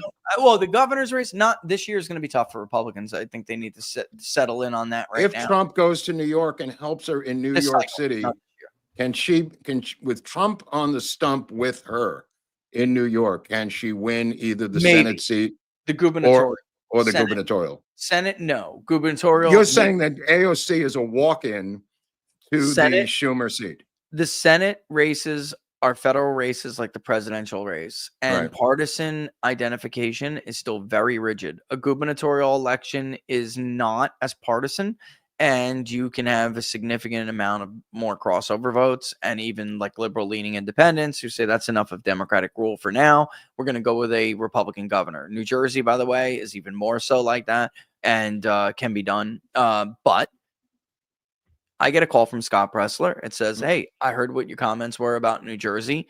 Let me see what I can do here. And could you help me out if I could? Sure. Here's the top line stats. Here's how many voters that are easily targeted. You come back when you got some help and let me know, and I'll tell you exactly who those voters are. By the way, the real people who did work like that in like Michigan, that's why Michigan went for Trump by a bigger margin than Wisconsin, because there were people who did that. He hasn't called back yet. In fact, the reason why, and I'm not saying he didn't because he's not trying. I'm saying he's not getting any help.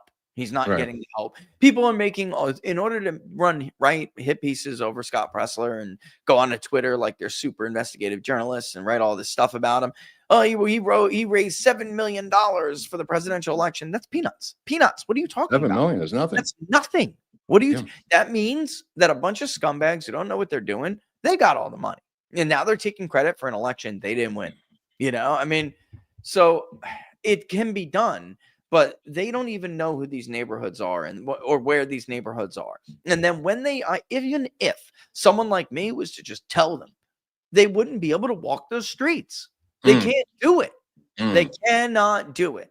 And they're not their people. You understand what I mean? Let me ask you this. Can anybody defeat Kamala Harris for the governor's race in California? Wait a minute. Say that again. I missed that. Can anyone defeat Kamala Harris for the governor's race of California? As of right now, I think she's got a better chance being defeated by somebody who comes out of nowhere for the primary than as a look. But I would say that is now because I think California is going to be one of the biggest political ironies we are going to ever see in our lifetimes. They brought in a bunch of third world people in order to try to turn a state, once huge red state, blue, which it worked. It succeeded for a time, but California has consistently been moving to the right. And if Republicans aren't stupid and they keep up this lurch to the MAGA right, they will win more and more Hispanics every year. And as that happens, Democrats are cooked and they will lose the state in the next, it'll be a while, but things don't stay the same forever. And the more white people in Orange County you lose, the more non-white people in. Well, you're also gaining a lot of Republican Asian down there, right, Rich? Yeah, and non-white in general. Honestly, it's widespread. It's in the suburbs of Ventura, which is outside of LA. For people who don't know, it's all over LA and certainly less affluent areas, which are highly populated. And of course, the Central Valley continues to. But here again, so could it be like Florida in a way? It could. It just would take longer. But absolutely. And it's just this, Eric, this is why it's so frustrating. They shoot themselves in the foot with these like Corin and, all these other people. They have no idea how to do this. And every year, like Duarte is a perfect example, but there were other ones. Trump easily won that district. He easily won it. And yet Duarte lost his own home damn town and Trump won it. It's unbelievable how much evidence is in their face. And they just ignore it. It's truly incredible. These are very dumb people. These are very, very stupid people. And they're definitely not bold people. I'll put it that way. They're not bold. Yeah. And until I came around and told them, I will never forget the speech. They were like, we'd love you to come out here and give us your take on what happened here in 24 and what we think we should do. The very first time I went out to Orange County and said, I'm sorry, this used to be a Republican stronghold. It's gone. It's going to keep going and it'll be gone. Your only hope, said your first line of defense will be the Central Valley and the places in the valley. They left. Yeah, people talk about Mike California. Garcia called me an idiot. Garcia called me an idiot. Well, where is Mike now? Defeated. They talk about turning Texas and Colorado blue, but what they've really done is turn Orange County blue. Yes, that's right. That's where they went to. Right. They didn't leave the state. The ones who did leave the state have left the state, but basically there's a migration south, Rich. Yes. Yeah. Yeah. And no longer is, no longer, is San Diego and Orange County the Republican strongholds. No, it's insane, but you're absolutely correct. Now, tell me about the census coming up. Can they get rid of these illegal aliens in counting the census? Okay. What's the census- deal here? This the is very census- confusing. So when Trump tried to remove illegal aliens from the census, what the Supreme Court basically ruled was not that you can't do that. Mm. He ruled that that kind of a change was not implemented properly or given enough time. That it was honestly such a betrayal of the American people. It really was. Yeah. It's just something that I'd written a while back is now getting more attention. Which is that if we did see that change implemented, it would cost the Democrats the House for a very long time, because there would be no way to justify the gerrymandering that they do. And they always call it gerrying when Republicans do it. You have somebody like Dave Wasserman who refers to it as gerrymandering when Republicans write up to draw up weird maps. But of course, it's just redistricting when Democrats do It's it. two different words. You're right. It's, right. it's unbelievable. But if they did, and Trump should have started working on this right now. I mean, or before, not now talking about it. It should have been a day one thing, because this way the Supreme Court would be out of excuses not to allow it to go through. But if they did, then it's political power, because you're not only at the congressional level going to see the math wise, all right, 20 seats at least are gone. Is it like 5 from California, 5 from New York, 5 from Colorado, Rich? Don't forget Illinois. Okay. Illinois loses. You're talking about 20 seats, and I've seen people make an argument that's compelling that it could be more. It's just I'm trying to be conservative here. It's 20 seats easy. And then it's the Electoral College. Which would dramatically reduce how many ECVs California gets, New York gets. It would be very difficult for a Republican to lose the Electoral College. Very difficult, because some of these whiter states that, let's face it, have been getting the shaft for a long time would actually get a bump in their Electoral College representation. So it's not just that California is going to go down. Ohio is going to get some more. All right. So it'll be a reshuffling of the deck, even with the new count from 2020. A lot of people didn't realize this. It became easier for Trump to beat whoever he was going to run against, whether it was Biden, ultimately Harris. It was easier for him, Electoral College wise, to beat them than it was to beat Hillary Clinton, because the Electoral College allocation. So it would get even worse. I mean, significantly worse for Democrats if that was the case. They would have to start being able to play in not just close races and Sun Belts. They're going to have to count on winning them. Georgia, North Carolina, Arizona, Nevada, they got to get back. I mean, there's just no way, because they seem to not be able to win a straight up game based on the rules. They can't. Democrats cannot. Listen, there are a few things that are in place that without them, Democrats have no chance at holding political office nationally as a force. Yeah. One is, of course, early voting and the games they play with voter ID. I mean, that alone. It's an amazing patchwork quilt of games. I was just going to say, it's not one thing, but it's a bunch of these things pieced together into this power quilt. Well, is that Mark Elias's genius, Rich? That's his entire industry. Keep this together. Hold this all together. Brilliant. It is brilliant. It is. I mean, when the history books are written, this guy's going to have a special place for coming up, whether you're on that side or not, with this scheme. Kind of like LBJ claiming we're going to have a certain group of people voting Democratic for 200 years. And not using the nice word to refer to. Right. I said a certain group of people. Right. And he was correct about that, LBJ. Yeah. I mean, without Mark, a bunch of votes that are illegal would not get counted, but do every cycle. Where do you think we are right today with the House, the midterm House vote? If it was held today, Rich? Democrat plus 5 seats. Yeah. And we're going to poll it again this weekend. And just to let you guys know, I do want to say this. It is not as bad as people say it is.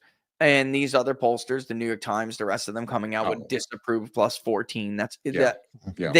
Anytime you guys see a poll, audience, everything, you should be asking yourself, well, how did that pollster do during the last election?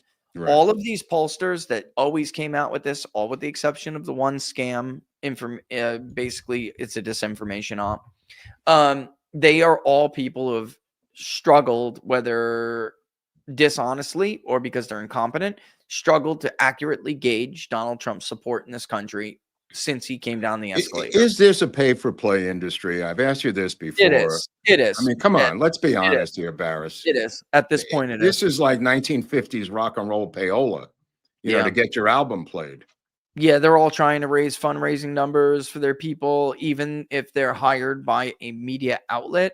They are sought out to do work on the Democratic side because they have the veneer of credibility from working with these people, but they know they're still going to give them the numbers they want, which they can then blast out in emails and send to donors and talk about to raise money. This industry has a major corruption problem now. Right. It's just full-blown corruption. Full blown. It's Anything else can be epistemological. I mean, you know? what oversight could there be? Who would be in charge of oversight of this industry? You got both of you guys. You have any idea who would deal with this? APOR is a joke.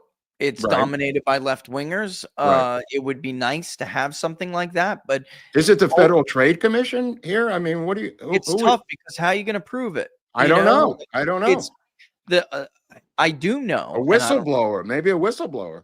I think I would say stay tuned because I myself was contacted by lawyers for a couple senators, I knew it. and they're knew it. investigating whether or not this is legitimate or not. Right If on. it's Right not, on. I gave them what I thought was a wealth of evidence because it's like that judge who said, guys, you know, how do you define pornography? Well, it's tough, but you know it when you see it, right? So this is the way it is in polling as well. And when there is year after year after year of empirical evidence to suggest they're doing something wrong, and then there's no good ethical reason for them not to address these shortcomings, the only conclusion you can draw is that they are doing it on purpose. How the New York Times releases a poll like that they just released, showing only 30-something% voted for Trump in 2024, with almost a fifth of the sample being new voters. It's just outrageous. I was going to say, what are the sampling breakdowns? Isn't that part of the issue? Like they'll sample 1,400 Democrats and 700 Republicans, and then say, hey, it's only so much support for Trump here. Of course. And the problem with that is no pollster at this point should be D plus anything. Even Rasmussen, I bust his chops all the time. I don't know where you're coming up with this D+2. The country Democrats have been in a free fall with identification for years across the battleground states. Nationally, you have YouGov comes out routinely with these D+3s through 9 samples. Like, I don't weight by party, but I'm making sure that my sample is large enough and representative enough that I let the electorate speak to me. Are you R+1 this month? Are you D+1? But you shouldn't be getting a D+ really anything at this point beyond maybe 1 or 2, maybe. But that doesn't exist in this country. It doesn't. If you do, and we do, it's AI and machine learning, because we have states where party affiliation is not recorded in the state. Wisconsin, Virginia, Eric, you know that there's no party registration there. We have to infer. We have to infer who they are. A ton of stuff goes into this. There's like 1,400 attributes attached to each one of your records, and maybe I know what primary you voted in. Subsequent primaries, or did you donate to certain groups? Whatever it may be, I can figure out, the model can figure out whether or not you belong as an inferred Republican or an inferred Democrat. Even when we run a national model, the days of the D+4s and 6s have been gone for almost 10 years. Almost 10 years. Almost 10 years. Question though, Rich, is this polling issue a Trump issue or an overall issue? Like, are the polls more accurate, closer when you get down ballot with the other candidates versus Trump? Unfortunately, they're not.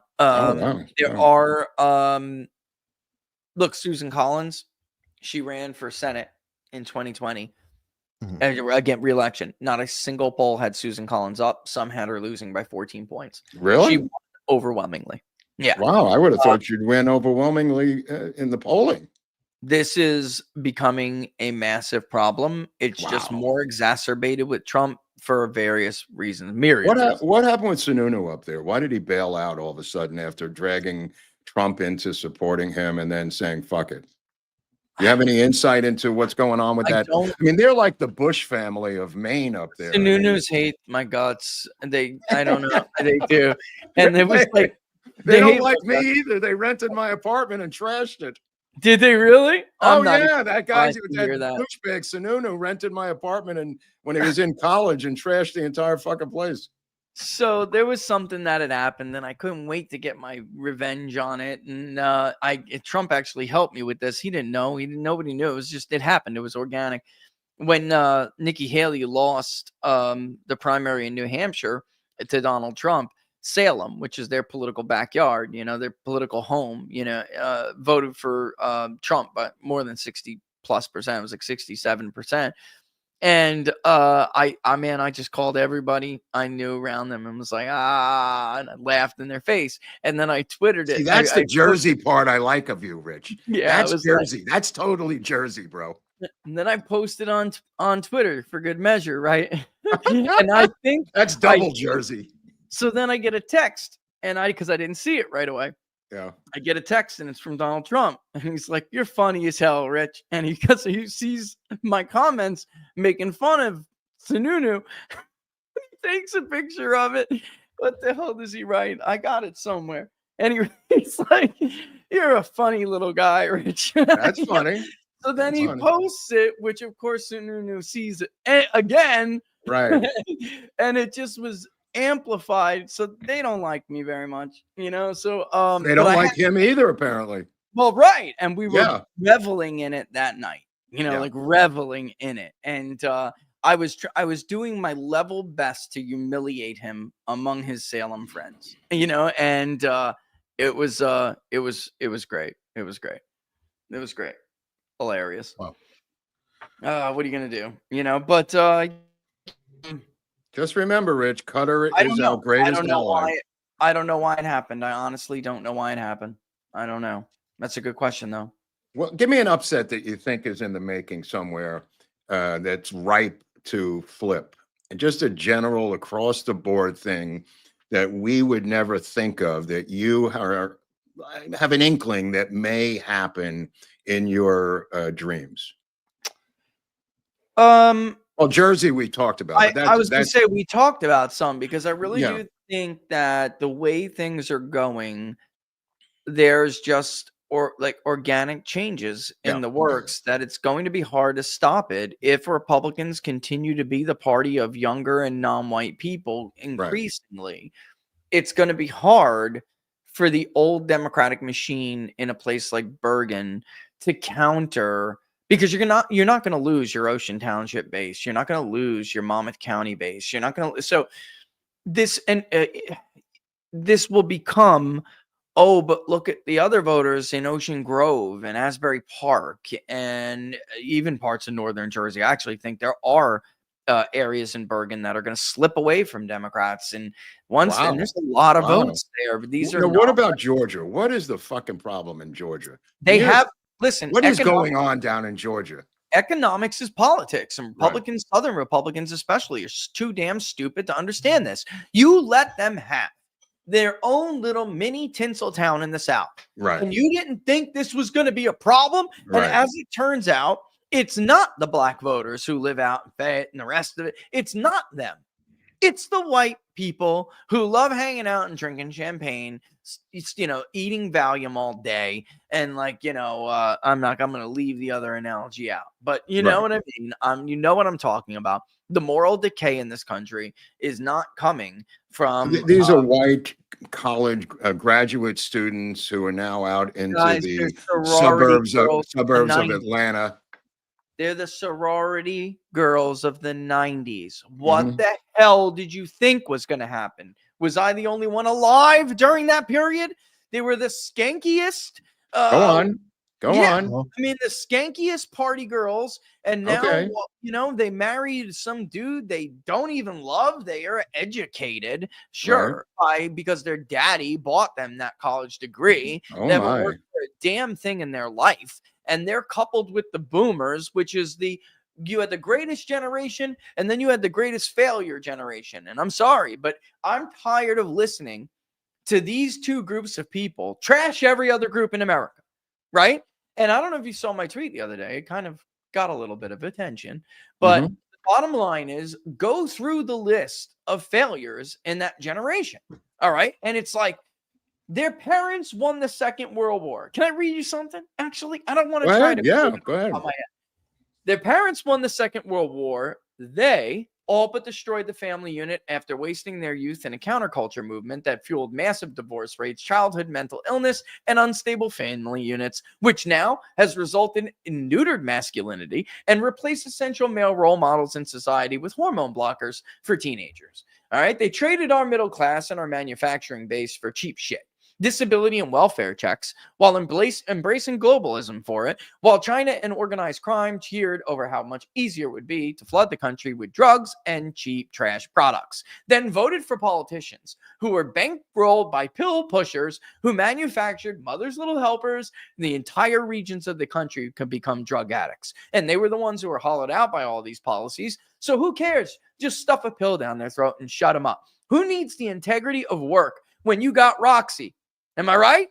All of which, by the way, requires a slave class that they imported from the third world and emerging countries, who then end up in their own countries, if they're too unlucky to escape, working for a bowl of rice to build an affordable iPhone for these women, right? Until they eventually decide that they can't stand their life anymore and they jump off the roof of the Apple building in, like, you know, Shenzhen province in southeastern China somewhere, right? They ran up a huge national debt that's larger than any, and by the way, all generations before them combined, but care only about the solvency of the government and Social Security until their own deaths. Once they depart from the earth, they couldn't give two shits what happens to the rest of us and those they left behind. And they supported politicians on both sides because they promised them homes they could not afford. Then they collapsed the economy and destroyed the American dream for an entire generation. And they still consume the same sources of information who led them down the primrose path to begin with, led them to all of these follies. The Iraq War, the Great Reset, you name it, whatever. And they end. And here's the worst of it. This is what really has got me just on the edge here. They act as if they're the credible and intelligent ones. What a good name for them. As the single boomer in this conversation, Mark, you have a lot to answer for. No, we've gone over that before, but is a good name for this younger generation the entitled generation versus the greatest generation? They are entitled. That's what it comes down to. They are entitled. They didn't have to defeat the Nazis. They were handed the greatest peace dividend ever handed to any nation in the history of civilization, and they squandered it. They squandered it so they could run around, take LSD, smoke pot, bang their neighbor, whatever. Like hold on, I'm checking off these different boxes. Talk slower. I'm sick. No, he's giving a count of how many he's done. Right. No, I'm just checking off the boxes of things that I've done. Go on. Where my generation now was left to pick up the pieces, right? And fix everything with nothing. They left us in the wilderness with nothing to guide us, but these principles we know we were supposed to be instilled with that they failed to live up to. They were the greatest disappointments of our childhood. They wrecked our home life. They wrecked everything. And now the family unit, by the way, is slowly recovering. But man, they trashed it. Alcoholism, drug addiction, you name it. They sat on their asses. I watched I had friends in high school. You guys all know, if you're from my neck of the woods, you know what I'm talking about. Mom is sitting her fat ass on the couch all day, doesn't make a meal for my friends as they're trying to go through their day, and they got school the next day. They have whatever they got the next day. You got to fend for yourself. She sits a fat ass on the couch and waits for the welfare check, which then she smokes up instead of buying anything to put in the freezer for him to at least heat in the microwave. Like, this is the way we were raised. And and now these are the people. And if it's not that, it's the entitled, even worse, educated and wealthier version who were knocked out by the pool by 3 p.m. in the afternoon with a glass of wine and Prince Valium to keep them company. And now they're the ones who are going to lecture us about how unintelligent we are and uneducated we are. Oh, please. Is fentanyl the best thing that ever happened to us? Wait, what? No, and I mean that in a backhanded way. Because there was a backlash to what they Right. Yeah. This I mean- I've said, we've talked about this in drug circles the past couple of years, that fentanyl in its weird way may have been the reefer madness of this generation. Yeah, because it got so damn serious. It got Right. so And it's damn so bad. pervasively inside of every drug that's on the street, Rich. I mean, from- I don't know, Mark. That's a good. I mean, that honestly is a legitimate question. It's a good Yeah. question. Yeah. I mean, that's a good way to look at it. Yeah. I really don't know the answer to that. I mean, I don't know if it was like one thing and not some, and not a combination of things. Well, I can just clearly say, this is your brain on drugs didn't do anything to anybody. didn't do anything. I mean, Right. and look, Just say no here's didn't why. do anything. Let me be, Well, Just why? say no Because didn't we got do anything. Nancy Reagan telling us to just say no and catching our parents getting high and having extramarital affairs and everything else. Like, I mean, this is a joke. This is a total joke. We had a role model of a president, his first lady. They were wonderful people, but our parents didn't live up to it. Look at Family Ties. Family Ties was a blowback to that, or at least an attempt. Alex was a conservative guy who only wanted to be a successful businessman, while his two loser parents were hippies who lost themselves for 10 years. He was the father figure of the family. The daughter's conservative, and the little kid they got is like looks up to Alex. Like, it was the embodiment of what was going on in America, only it was the best case scenario. Ironically, the best parents case were the scenario. heroes. Right. The Right. original Family Ties, the parents were the heroes that Oh, were weird. essentially the weather underground trying to fit back into normal life. But Michael J. Fox's character, he did such an amazing job Amazing, yes. in that character that he Absolutely flipped true. the show upside down, and that's why it became the way Wow. it did. Yeah, he's Just interesting 100% trivia. right. He's 100% correct. It was supposed to be a way to reassimilate Jack and Jill, the weather underground, 60s hippie generation, to like make them mainstream. So see, you can you can be the new version of a mom and dad in It was America. a yuppie. But It was a yuppie Alex, template. it was a yes. But Michael J. Fox was so good. His character, Alex, hijacked it.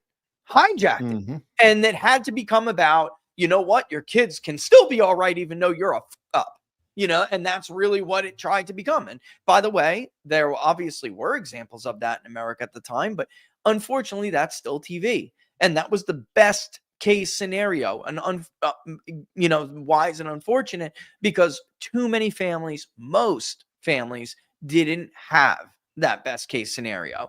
I got my own, I don't blow people up, but I got my own examples of that. I had friends who had to deal with that kind of situation, and it wasn't like Family Ties. Bill Ayers and Bernardine Dorn were the actual political parents of Barack Obama. Yeah, that's exactly. They were his two political influencers. Where did he say? Who did he Both tell? in the Weather Underground. I mean, Bill Ayers was the ghostwriter of his book. And who's gonna when he announced and had a few people over in his house in a private setting and said, "I'm gonna run, I'm gonna do it." Bill Ayers was there. Who was there? Bill Ayers. Exactly. All right. Well, you know what? I've got a lot of rants and super. People are chats. ranting, Rich. They're all ranting. You Yeah, got them well, all revved Rich up. is Firing people up, baby. Harris, they're all revved up now. You guys What gotta the get hell? angry. You gotta get angry. That's I'm right. angry Paul every Rose, day, I'm angry. Paul Rose 76 said if Cash, Tulsi, RFK Jr., and Bondi are not gone by Memorial Day, is all hope lost. That's a weird rant. I don't know what it means, but okay. What does RFK Jr. have to do with anything? I don't know. Him, It's like him and somebody- Tulsi are doing a great job. I mean, I I wouldn't love. put him in there. Yeah, I mean, you guys have to understand what they're fighting here. Yeah, This is like massive. they're massive fighting the evil power. empire, for Christ's Yeah, sake. from the inside. Yeah, I mean, it's very difficult. And this is why, again, I feel like they need a front man here that always has their back. And when you kick out somebody, I don't like Walls. I don't like him. But when you do that, you're telling Tulsi and you're telling Robert, I don't have your back. Well, what do you think about shifting them to that other position, though? I mean, it's kind of a sort of a soft landing. You were in the Army. I was in the Army. That's how you get rid of a problem is you move them to another unit. It looks weak. It looks weak as shit. It looks weak. That's the problem. Exactly. Yeah, it does. And they look will weak. come for blood. you do that to try to appease or whatever, distract. That never happens with these people. Well, They they're smell going blood in the to water. intensify their attacks on Pete course. now. Of course, Pete's next. He's gone. Yeah, I too. said that to Eric this morning. I spoke Yeah. to my friend at DOD the couple of Absolutely, weeks bro. ago. He was like, "Dude, we're under assault constantly. These Absolutely. people they stick a knife in your back for lunch every fucking day. This is like the shittiest place in the world to work. I don't know why anybody would want to do this. And then it would be great if they knew that somebody had their back, but they don't. That nobody's got their back. I mean, we saw that from day one with Matt Gaetz. Just coming out of the chute."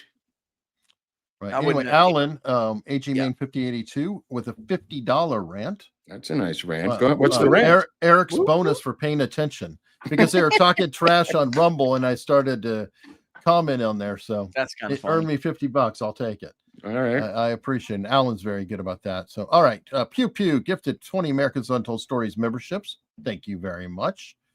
Nick Giusti is CNN describing Wall Street Journal article author Gerald Posner wrote Case Closed, what many of us consider to be the definitive book of the JFK assassination. I almost spit my That's drink funny, out. Nick. That's pretty funny. I mean, it's fun. Posner is a punchline to every single joke about every book ever written about Posner, JFK. plagiarist. Yeah, Posner was caught plagiarizing. He Is had he to hire joking? He had to hire Mark Lane to be his lawyer. Is the commenter joking? Is that a joke? Or No, he No, was he's literally saying saying CNN that was doing it. reading the headline made him lose his Oh, lunch. the It was headline. just Okay, horrible. okay. The headline got at you. CNN, Rich. I thought he was buying it for a second. I'm like, no, wait, no. what? Okay, Yeah. okay. All right, Dick Dickerson said, please give us a trigger warning if you're going to show that cackling No, dummy. Dick is right. I mean, there's people who need a trigger warning when Kamala Harris comes on the screen, like that Wikipedia alert on the bottom of the screen. But Dick Dickerson still gifted 20 memberships, so thank you very much. We opened with her elephant story on the show. I don't know if you saw that, Rich. I didn't. Okay. No, she just rambled on for a while, and she's like, "Did you see that video online about the elephants and the earthquake? Just Google it." And then she just Oh my God. It was so perfect. Is she high as a kite on Roxy's or Xanax, or what is she on? Rich? Valium. That's a Valium woman. You keep saying Valium as if people still take Valium. I mean, do you Sorry. think she's All got right. a prescription from the 90s or something? Klonopin. All right. Oh, she's on Klonopin. Okay, I could buy that. Xanax, maybe. I mean, but I also think, listen, also too, Kamala Harris is a drinker. Yeah. All right. This is So you think it's we're wine? not allowed to and say this or something. it's wine plus Klonopin, Rich. Is that what you're guessing? Yeah. Okay. Yeah. I mean, you can listen, ladies. I don't take this the wrong way, Okay. but like a middle-aged man, we can tell if you've been rough on yourself. All right. By the time you hit that age, if you're a drinker, you just, and Laura and I talk about this all the time. It's not fair, but women get hit by that a lot harder in life than men. Like our bodies are going to age the way they're going to age, but like women, you can see the acceleration process. And she's got all the signs. Give me a break. Kidding me? I don't care how much makeup you put on. All right. The Clarion Call, reactions and opinions. How much do I have to pay you to mention my screen name? Well, we just did that. I just did. So Yeah. $5, I guess. Let me see. Do I get credit for plugging your show in my Substack today? No, you don't get anything for that, bro. But You get nothing. Thank you. $5. I don't know your Substack, but Your okay, Substack great. may be the worst Substack in the world. But it could also be the best in the world because we have very smart fans here. All right. That's true. Diffuse 56 gifted 10 memberships, which we appreciate. Wellesley said Israel is easy to go after, especially nowadays. They are lazy when it comes to Israel. Okay. I don't understand this America First movement, Rich, and why they hate Israel so much. It just boggles my mind. Mm-hmm. The U.S. provides $3.8 billion annually in military aid to Israel, with $3.3 billion for general military financing. It's 0.75% of Israel's entire GDP. I mean, these are minuscule numbers, Rich. Okay. I don't know what this is. I kind of do. I just don't want to get into it. I think that people in the newer addition to the MAGA coalition don't understand that the anti-war element that MAGA attracted in the country is not because they oppose war for war's sake. It comes from a place of skepticism that the government lied to them over the justifications of all of these wars. And that's what it's not that they don't believe in injustices.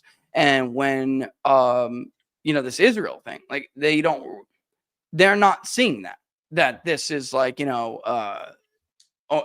injustice that these people live with this, this threat constantly, and the world supports it, So I think they're making a huge mistake, because it's not just anti-war for the sake of being anti-war. And of course, Israel gets lumped in with the neocon element. It's crazy. It's just crazy. Party. But that's legitimate, because they did, pro-Israeli lobbies did for a long time stay in that. They used the neocon movement as a vehicle, and that's rough. You got to. They were trying to survive, So I'm saying the money that they get in their own GDP from us is so small to make AIPAC the worst political lobby in the history of the world, thereby undercutting this entire argument that people are making. To what is raised on, they make it seem like the United States is paying half of their GDP. And the American people are not aware that the number is off the charts minimal. That's also, how small something like AIPAC, that's nothing. And like how much money is. But if you look online, I mean, listen to Tucker and that, it's like AIPAC rules the world. Right. Every politician, it's like, are you kidding? I mean, AIPAC must be the worst political lobby in the history of the world if they're bringing in 0.75% of their GDP from military budget from a country that loses those weapons in the Ukraine on a Wednesday. I got to tell you, I don't know what's going on with Tucker. I feel like what is going on with Tucker, in your humble opinion? Look, Cutter. I think it's a mistake for people to realize that some of these Cutter is our closest ally. He said this week is our greatest ally. But then when asked about Israel, he said, I don't even know what an ally is. This is the actual quote by Tucker this week. Cutter is our greatest ally. Cutter. Against who? Here's the funny part. This is after he was asked about Israel, and he said, Israel, I don't even know what is an ally. So when he was asked by Piers Morgan about Israel, he's like, ally, what is that? Well, I don't even know what an ally is. Admittedly, I didn't see the script, so it's tough for me to comment on it, but I got to tell you guys, folks at home should realize a lot of these people aren't like making money and producing these shows. They get money from people. Okay, those people want to hear certain things on their show. That's what Eric's been saying. Yeah, I'm not accusing Tucker of doing that. I'm just accusing Tucker of doing that. Wait a minute. What are you trying to accuse here? Listen, he's in with a different lot now. That's the word. And like they wear things on their heads, or what kind of lot is he in with there? I'm just saying that's the word. I don't even know it to be true. I've never seen the guy's bank statement, but this is a very Can we give Rich some rock and roll stories that he would love while he's still here? Well, hold on really quickly. I was just going to share this because Rich. Oh, okay, good. Only very 20 good. seconds. Go ahead. America's supporting Israel because it's an ally. I don't even know what those words mean. I'm just saying they're an ally, right? I mean, they both. I don't know what that means to be an ally. Qatar is like one of our closest allies in the world. The largest American air base in the Middle East is in Qatar. They're a close ally of ours. Wow. Holy crap. I'm confused now, Rich. Did he find a Webster Merriam dictionary after that interview and decided that he is now well versed on the definition of ally? I don't know. I don't know. You see where it's confusing. I like Tucker, but I just think I've spoken to several people recently, and I just don't like what I hear. You know what I mean? I just don't like what I hear. It sounds like very textbook from a guy. And if it is the case, it's unfortunate because this is a guy who doesn't need to do that. He shouldn't have to. Listen, if the people's money, Rogan doesn't have to either, but he's bringing on crackpots left and right now. Yeah, I know that. I do know that. I did. I know you know this. Don't try to deny it, Barris. Yeah. Well, it's weird when Ian Carroll was on at the same time as Candace Owens. Right. Like Rogan had Ian Carroll, Candace Owens, I think, was on with Tucker or something like that. And you have literally Nick Fuentes out there celebrating. Look we're making progress. Yeah, I know. It kind of makes you go, What's going on here? Do they know that this Trump is the guy that moved the embassy to Jerusalem, that he's got Jewish grandchildren, that his wife is a Jew? How do they rationalize this kind of bipartisan crazy crap that's really bipolar politics? I don't know how this right-wing America First movement votes for Trump based on Trump's political leanings. Yeah. It's weird. After the election, this is kind of what I had a conversation with somebody about. This happens every time a president's elected. Happened with Barack Obama when he cobbled together this like loosely formed coalition. Yeah. They always want to try to like placate these new people and keep them around. And all they ever really had in common was their opposition to somebody else or something else. And instead of, let me just say this, your goal, if you want to add to your coalition, should be, when you bring these people in, not converting to something you weren't to be closer to them, but working to convert them to being closer to you. To your political view, yeah. Anytime you try to go the other way, it fails. It fails. Well, he couldn't embrace Israel any more than he has. Am I wrong? I mean, he brought Netanyahu. Yeah, it's not him though. I wouldn't say. Right, I know. Yeah, the people who, and I mean, Trump he's been consistent. Yeah, I think absolutely consistent. I doesn't like war, but I morally side with Israel. Like that's it. You know, I mean, I think he's they love him too over there. He's going there. By the way, he's going in the middle of May in about 10 days to Israel. This is going to kick up a lot of shit, bro. Yeah, it is. Yeah. I mean, look, I just, I think that Trump has been one thing he's been consistent about here has been a lot, not just Israel, foreign policy in general. I mean, he's not a flip-flopper. He would prefer to find the peaceful, better way to go forward. But he takes sides as far as who he thinks is right and who he thinks is wrong. He even did it, and I got to give him credit for this. He did it with Zelensky. Look, man, you're wrong. Like, I'm here for you, but you're wrong. I don't know if he's here for him anymore. I mean, he took the minerals. Now. He took the minerals and went home. That's his fault. I mean, that's Zelensky's fault. Who are these guys? What is this about?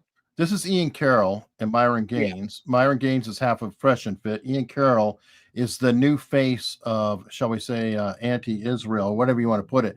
But I want you to see they're talking about his appearance and how to shape the narrative. Yeah, and I got into a couple of really heated discussions with people about that interview, and people were saying, "Oh, he didn't go hard enough. He should have done this, should have done that." I literally told him, "Shut the fuck up, dude." Like, I appreciate the guy went on JRE. You can't go on there talking about the fucking Talmud, bro. Like, I'm sorry. Yeah. Like, you got to kind of slowly build your way up, right? And people don't, I look at Joe Rogan as like he is what I call like the first step toward. Anyway, the reason why I'm showing that is this is them literally talking out saying we can go into, the blood libels and everything. We can't go into that right away. You kind of have to ease it in with the audience, and then people will start Googling it. And I find that to be a very creepy situation. I mean, we know about these people our whole lives. So, I mean, I don't know that though. No, I understand. I've been trying to tell you about it though. I mean, it takes what it takes before people understand the ugly face of anti-Semitism. The Israel thing is just a front. Everybody knows that. Yeah. I mean, these are Holocaust deniers. Yeah. They're just using different semantical arguments. Yeah, that's like a lot of this comes across to me as just dishonest because you're using those arguments, and I can't shut that up. So sorry, I don't know how. Yeah. But no, don't worry about it. They're using those arguments to justify their positions on other things. They don't ever raise those positions, or at least not. Right. That's why David Horowitz, who we started the show with, who just passed away the other day, would address an audience at college saying, "Will you denounce Hamas?" And they would get twisted into fucking pretzels, Rich, because they couldn't do it. They won't do it. And then he said, "All right, goodbye. I can't have a conversation with you if you're not going to denounce Hamas." Actually, right here. Here's a good one. This might be one of them. This is probably the top one. Okay. Good hit. Will you condemn Hamas here and now? I'm sorry, what? Will you condemn Hamas? Would I condemn Hamas? As a terrorist genocidal organization? Are you asking me to put myself on a cross? So you won't. I actually have had this experience many times. You didn't read the pamphlet because the pamphlet is chapter and verse. The main connection is that the MSA is part of the Muslim Brotherhood network as revealed in the documents. I don't think you understood what I Anyway, meant by that. this I is- meant if I say something, I'm sure that I will be arrested for reasons of Homeland Security. So if you could please just answer my question. If you condemn Hamas, Homeland Security will If I arrest you. support Hamas, because your question forces me to condemn Hamas. If I support Hamas, I Well, look really if you don't bad. condemn Hamas, obviously you support it. Case closed. He's right about that. boy. I've had this experience. I had this experience at UC Santa Barbara where there were 50 It gets members of the Muslim Students Association sitting right in the rows there. And throughout my hour talk, I kept asking them, will you condemn Hezbollah and Hamas? And none of them would. And then when the question period came, the president of the Muslim Students Association was the first person to ask questions. And I said, before you start, will you condemn Hezbollah? And he said, well, that question is too complicated for a yes-no answer. So I said, okay, I'll put it to you this way. I'm a Jew. The head of Hezbollah has said that he hopes that we will gather in Israel so he doesn't have to hunt us down globally. For it or against it? For Yep. it. Thank you. Oh, Yeah, she said she's for it. No. What Horowitz said was that they're worse than the Nazis because the Nazis never publicly said they were going to annihilate the Jews in public, but Hamas says it every day on the campus of Columbia University. Guys, the polling on this, nobody has covered this stuff and nobody has polled it in a long time. It used to be quite frequent until they just, of course, canceled elections. They don't have them there anymore. But the support for Hamas is now, it's overwhelming in Palestine. It's overwhelming. Yep. It once upon a time was like, oh, they could gain control with 40%. They would win 90% of the vote at this point. They are overwhelmingly supported. This is not some, and by the way, that we know a lot more than we used to know about the political versus the militant wing. And they're essentially, there's no lines being, the lines were blurred once. It's not blurred anymore. It's obvious that they are the same. They have the same ends. One just uses one vehicle to get there. The other uses another.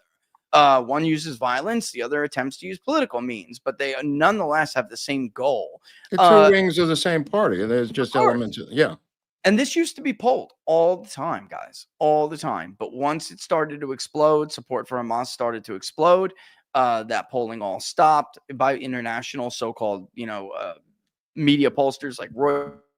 All of that, it's all gone now. All gone. I mean, nobody wants to do it because nobody wants to reveal the ugly truth, which is that, it's the that's the well, it reminds me of the fantasy of the good German after the war, that they were good Germans that didn't know about the Third Reich.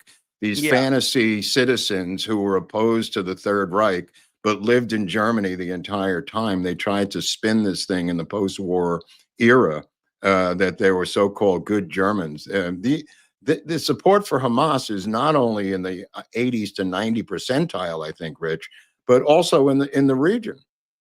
Yeah, and look, I don't know that one will ever have another election again in that area of the world, guys. But if we did, maybe it's best that we don't, because if we did, it would be maybe it's not best. I mean, that's it. Because it would be, we'd be forced to have a real honest conversation about this, and there's a lot of dishonesty in this argument. I'm trying to be. There may be this thing that I do where the very first topic will actually be this, but we'll see.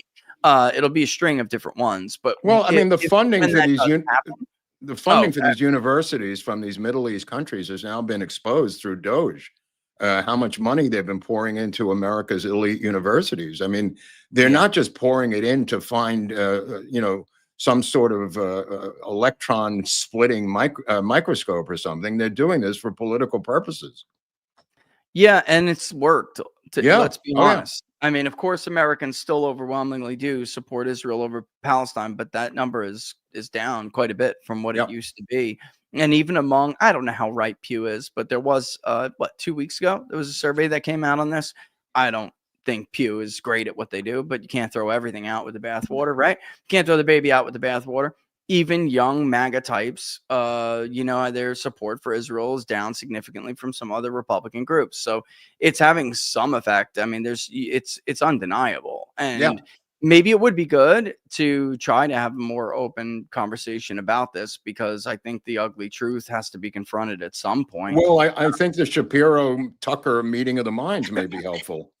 Yeah, the problem is Ben Shapiro is not a good advocate for this. He's not liked. But he's a masterful debater, and he knows this subject inside and out. The only person I could think it would be better would be Alan Dershowitz.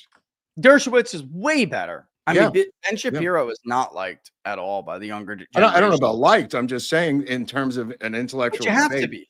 You have to be liked. You do. Otherwise, human beings are like that. Can we be honest? I mean, they're still a little bit shallow. Like if it's somebody that you can't stand, with this nasally voice. Well, he seems to have a large media network. So I mean, on par with Tucker's media network. So I don't know. The problem with him is that he pisses off Tucker's crowd. So it's not gonna change any minds. That's the issue. Like, I would probably change more minds. Yeah, but I actually think he's off-putting. I do, even to people who are left. I mean, I don't know how many people are left to be on the table to be converted here. But what we're really talking about is newer people who haven't been exposed to this issue for a long time. And he's not. How big is the Daily Wire? But Daily Wire is it's not that big, honestly. No, I don't know. A lot of people to stay afloat. He does. How big is the Daily Wire? How big is Tucker's network? I mean, obviously he's being funded, Tucker, by Qatar, from what we understand now. But how are they equal in size and numbers? Right now, I don't know. The Daily Wire seems like they may have financial issues. Yeah, the Daily Wire's got problems. The CEO they've never been solved.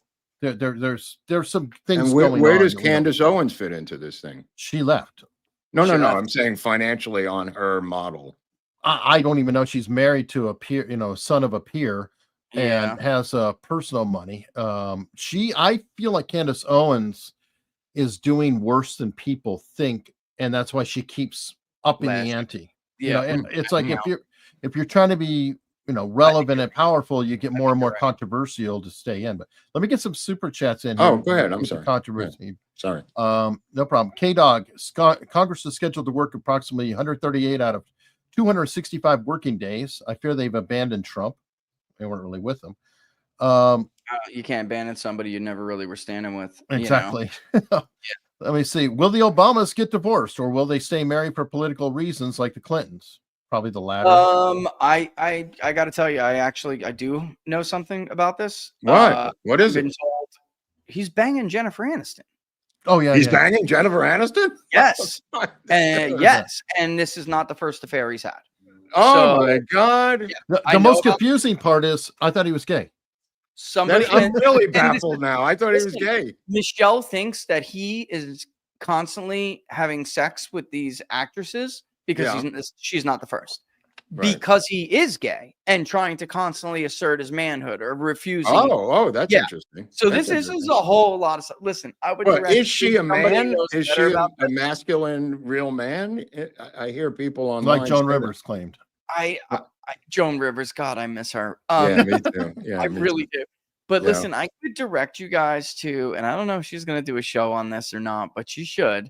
I would direct you guys to Megyn Kelly on this. All right, and I'm sure, like I don't know if on camera, but you will off camera, maybe. I don't want to know. I'm scared. No. I mean, she knows.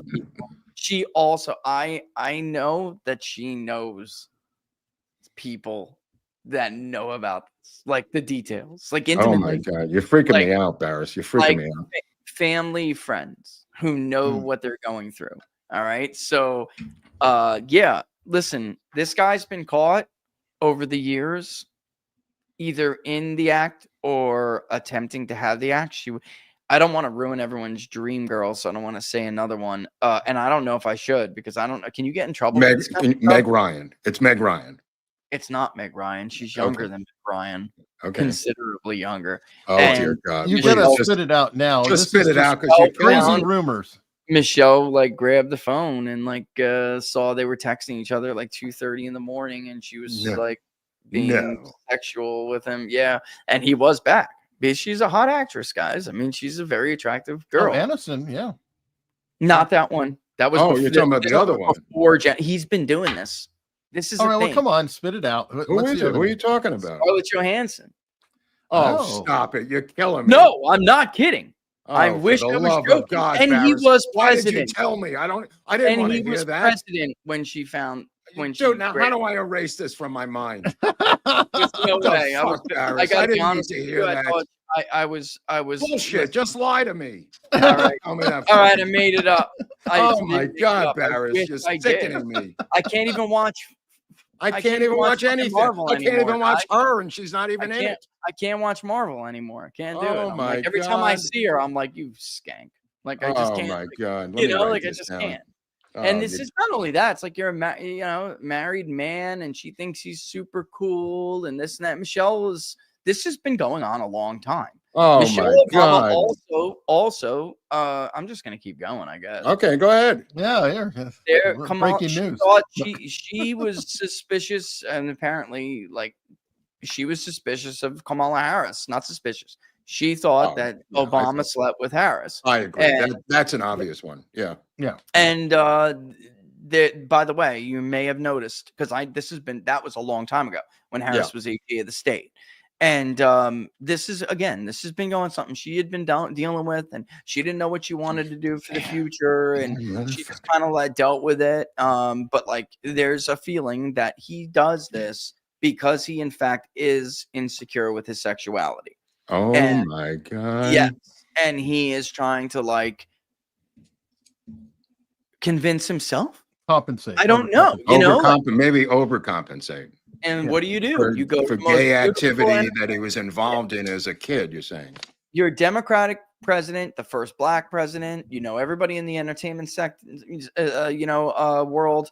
You run to, prettier, younger women, and if you're feeling like this, if you're and he's got it to be able to do. He's got the opportunity. Does Diddy know this, and that's why Diddy Well, is in jail? that's what I was thinking about. Diddy, if you look at a lot of the rap people, there's a lot of gay stuff going on there, and the overcompensation. Like, look, That's how what I'm saying. the Like, it hip hop feels like world this. seems to be towards women, Feels but like then this. there's so much weird gayness going on.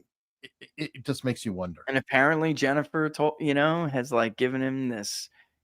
It's okay, if you're. Does Ben Affleck know this? Because he's got a new movie coming out today, The Accountant 2. I know, and that's why The Accountant's running on Netflix and on Prime Video because they're trying to promote the other ones, so they're bumping it up on the Right. watch lists. Yeah. And I stumbled onto the first one last week, 2 weeks ago. Listen, the bottom line is, when I got this story, maybe about I don't know how long it's been now, a month and a half, maybe more. I got some inside story. All I could think about was that when Obama was first running for president, and he was young, he was the underdog still. They brought him in the house, the reporters, and it was like this intimate moment with the Obamas, and the girls were still young, and he was making, I believe it was tuna or chicken salad. I mean, I know it's crazy to remember the things you remember. Weird. And I remember him saying, I make the girls lunch. She doesn't do much anything. And, not much. He didn't say it like that, but he was like, joking, the kids don't like mom stuff. Yeah. And we like dad's famous tuna salad or whatever it is. And I'm like flashing back to it. They just so unhappy to me. Who, It the looks kids? so Obama's. Oh, the whole family. The whole family. It just looked like it was so fake. I can't believe anybody believed it. You could see Michelle Obama's face, which was very clearly on I'm doing an act. I'm in an act. Look, there's my little kid. What are you doing? I'm on the thing. Do you mind? Go back. Daddy's on the thing. Leave Daddy alone. Let it go. What are you doing over there? I'm not looking at. Can you take him out of here, please? Come on. Go ahead. You got to go, little guy. I'll look at your message in a little bit. Well, He we're wants coming me to look the at end an app anyway, and little approve. guy. Yeah, we've got a bunch of super chats. So Why don't we roll do through some this. super chats Go and then forward. Go ahead. All right. Well, that was the super chat that started that one up. Anyway, hey, Rich, maybe you're about to say this as I write Scrapple. I don't know. I don't know. Scrabble? Do you mean scrap? Oh no. Scrapple, like the food Scrapple. Okay. Donna Ridgely's a new member. Basil Beshkov. It's Night of the Living Dead. They never sleep. Probably Democrats. I'm not sure of the context now. David March. Obama gave up RWQ. Oh, Van Jones. He's right, because Van Jones was a communist. Remember, Rich? Yes. Kid, he would not go. Van Jones got caught as an actual card-carrying commie. He did. But he was, though. No, but he's saying that Obama gave him up to the scalpers. That's true. That's true. That's that one is of the true. few. That is true. Super chat for Rich. The ladder he gets, the more I want to give. Oh, boo boo. We love Big Bang Boo Boo. That's right. Cool. Nick Giusti.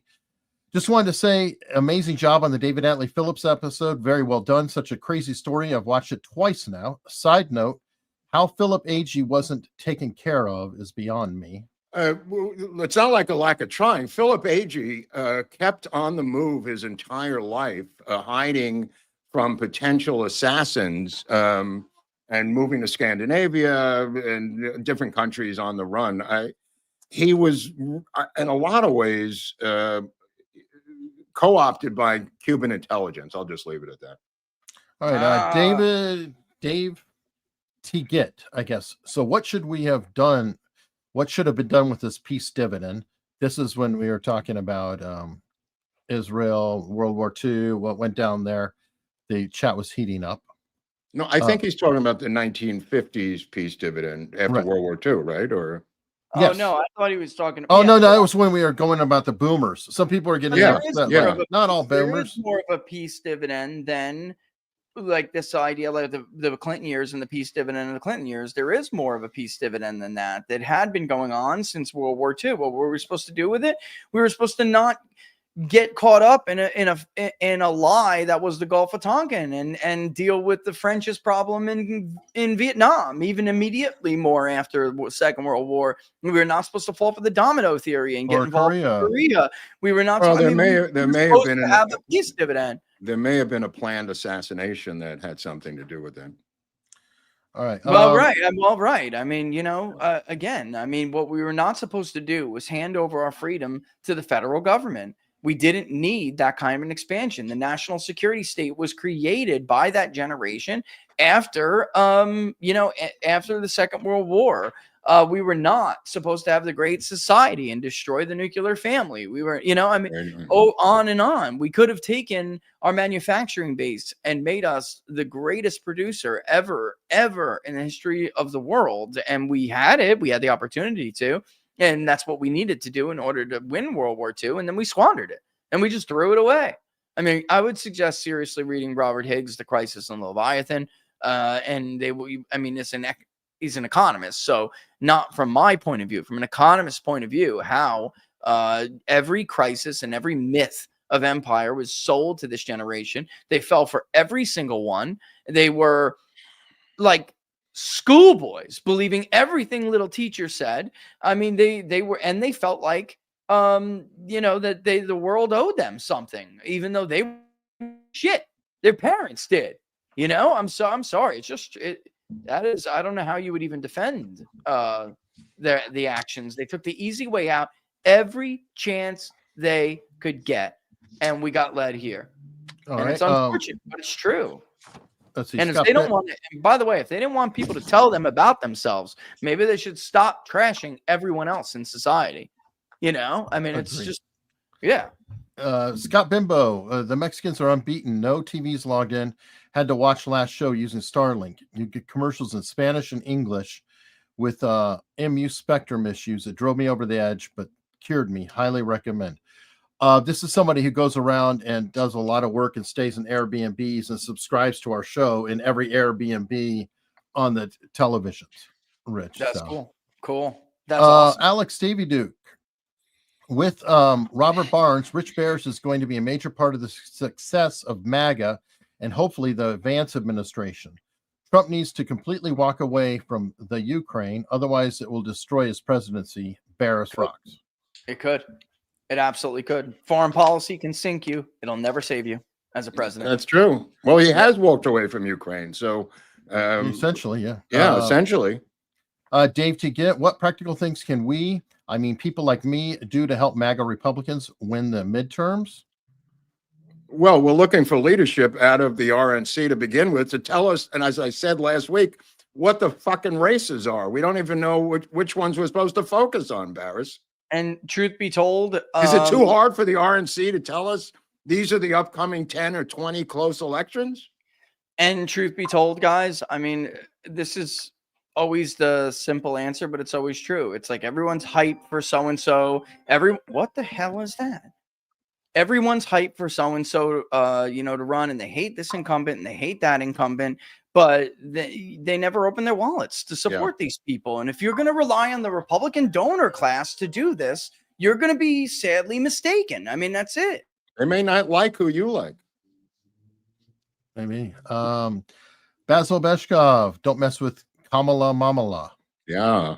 People love her, but the next governor of the great state of California. Yeah, Pamela Clifton, happy Friday, guys. By the way, I mean, as much as they skew the polls, they still can't get her ahead of Donald Trump. Even in these, like, his approval is -15 polls, he's still kicking her ass. That's true. Even Harry Enton was talking about that. Ben Furful, love you all. That's all I got. Bert, you got to come up with more, bro. Bert, this isn't working. Wellesley, great show. Creative. Great lineup. Thank you. Well, he did come up with more. Here's 21. Okay, Bert, I knew it, bro. I knew it. I will, for the life of me, never understand the Jew hate. Scapegoats all of human history. We killed Christ, bro. That's where it started. Pat M. Hey, Rich. I might have missed you talking about this, but what is a full story about Virginia Giuffre? Wasn't she hit by?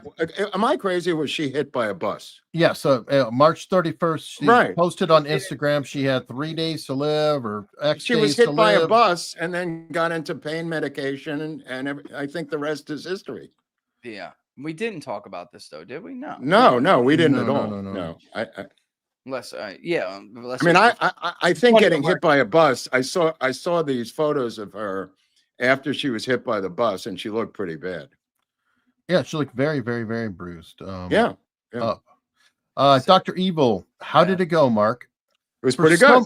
It was pretty good. I guess so. For some reason, our audience, if any of us leaves or turns off the camera, they go completely bonkers. It's like, no, I just went to get some eye drops because my eyes are getting dry. And I just went to like usher my little one out. He's like, approve my app, Daddy. Approve my app, Daddy. I gotta review it before. Dude, wait till you're their little league coach, bro. Wait till that happens. No, I don't know. And then you start fighting with the umps, and you punch the ump in the face. You know, how dare you not start my kid on the mound today? I'll tell you, I don't know if I'm gonna. I gotta make some kind of a change and get a hold of my schedule. I've always been a little bit too busy because I would love to do something like that. And as of right now, you'd be a great little league manager, Barris. Come on. I think so. I'd crush it, man. You would crush it. They would all come to you. It would be great. It'd be like the Bad News Bears. I did. I'm telling you, I loved playing ball as a kid too. I did. I'd be having a blast if I could do that again. I really would. You would look like a second baseman. I wasn't. I actually, unfortunately, never grew the height for it. But I had an arm like a cannon. I was a pitcher, and I could do shortstop because I had a gun for that hole. But yeah, I mean, what's your height, Rich? I'm only 5'6", man. I'm not tall. You look like a second. So you're baseman. taller than Viva. You're taller than David. Dave's smaller than 5'6". Yeah, he's 5'5". Oh yeah. I used to be a little bit taller, but from when I got hurt in the army and I started shrinking, you get any kind of surgery in your hip or legs, it's gonna happen, you know. So like one side is actually tiny smaller than the other, you know, but over time, everybody shrinks as they get older, but surgeries like that, you're gonna have there's a name for it and it's slipping my mind, but it's literally something the VA looks at when you have an injury like mine. You know, I'm gonna get a little smaller every year. Oh boy. Well, anyway, you broke some hearts here. Owen Jones, screw Scarlet. This is my Avengers team up. Sorry, Michelle Obama caught them texting dirty little secrets to each other. Damn. 2 a.m. in the Fucking morning. That was Obama. back in 2014. Michelle Obama caught him. 11 years ago? Yeah, it was a long time ago. Oh my God, that was the best And- Johansson of all. It was. It was. Okay. All right. Well, folks, Rich, I don't know if you want to hang out more or not, but Mark and we shift to locals to do a basic wrap up and How long? get some tips there. I'm just wondering because I do have to go, but I maybe could come back. I don't know. How long are you going to be there? We won't be there too long. So I wanted to give you a chance to And head out. You've been wonderful. Yeah. Thank you. Well, And tell then us some plugs. I mean, Interrupted by children again. tell us where we could find the People's Pundit and where we could find you on Twitter and where we could find you in the universe. So the best place as always is on Locals, peoplespundit.locals.com. And if you want to help out, seriously, we're going to run the public polling project this weekend again. This will be the first poll on RCP, which is great. And it's a quarterly project. So every 3 months, we're going to do this, but it's publicly funded. And when I tell you guys, like, for instance, Republican donors, they're not like Democratic donors. Democrats, they give all of these pollsters money just to run BS narrative polls, you know? So, like, I don't want to belong to anybody. So I rely on, well, I pay for the rest of it, obviously. But, like, we give each other a chance to crowdfund. We're almost there. We're close enough where I'm going to run it because I got it. We're at that time. Okay. But if you want to, if you go to Locals, you'll see the little thing, little hands up. It says support our polls. It'll take you right there. Or you could just go to Big Data Poll and you can find the public polling project there. But yeah, Locals is the best place to support us. People's Pundit. Where can they find you on Twitter? People's_pundit. Everywhere else on Getter, on Truth, there's no underscore, but Twitter will not remove this guy and has not for years who did it just to be a prick. He knew I was going to change that handle, and it's been there forever. Oh and my Will God. not remove it. I'm like, come on. He took it just to be a pain to me. Like, you know, can't you? And it's never tweeted a thing. I don't think. Maybe a few tweets. What a dick. Yep. So it's _pundit on X. Can you come back and tell us the results of the poll? Absolutely. And we're going to do very standard stuff here, you know, economic sentiment, direction of the country, a generic ballot, Trump's approval, favorability of Trump, Vance, and congressional leaders. Trump fans separately, Rich? Yeah, favorability wise. Yeah. Separately. Yes. Do you have a favorable or unfavorable view of the, actually, we say, next, we'd like to get your opinion on a couple of people, you know, and tell us whether you have a favorable, unfavorable, or you've never heard of them or don't know enough to make an opinion, you know, and we give them a list. All right. How about Donald Trump? How about JD Vance? How about, you know, at the time, Kamala Harris? How about, you know, so we go down the line like that. Yeah, it's cool. It's cool. It's going to be a baseline so we can, baseline for the 100 days after, because his approval was skyrocketed in the last quarterly poll we did because it was right after inauguration. It was insane. It was like approved plus 18. So it's going to, of course, obviously be different now. That was the honeymoon period. But again, if pollsters, guys, can't poll the election, they can't poll anything else. Believe me. Not well. If you come back over to Locals, we'll talk about the wife of the bass player for Weezer, who was involved in a shootout with LAPD the other day. No, not going to talk to you now. Bye-bye. We'll talk to you later. Bye-bye. All right, guys. I'll talk to you later, okay? Hey, Rich. Thanks so much, man. Anytime, guys. All right. See you. See ya. Let's see. All right. And the rest of us, we are going to head over to Locals. You guys know the drill. There's a link in the description. Please consider checking it out. It is free to join Locals.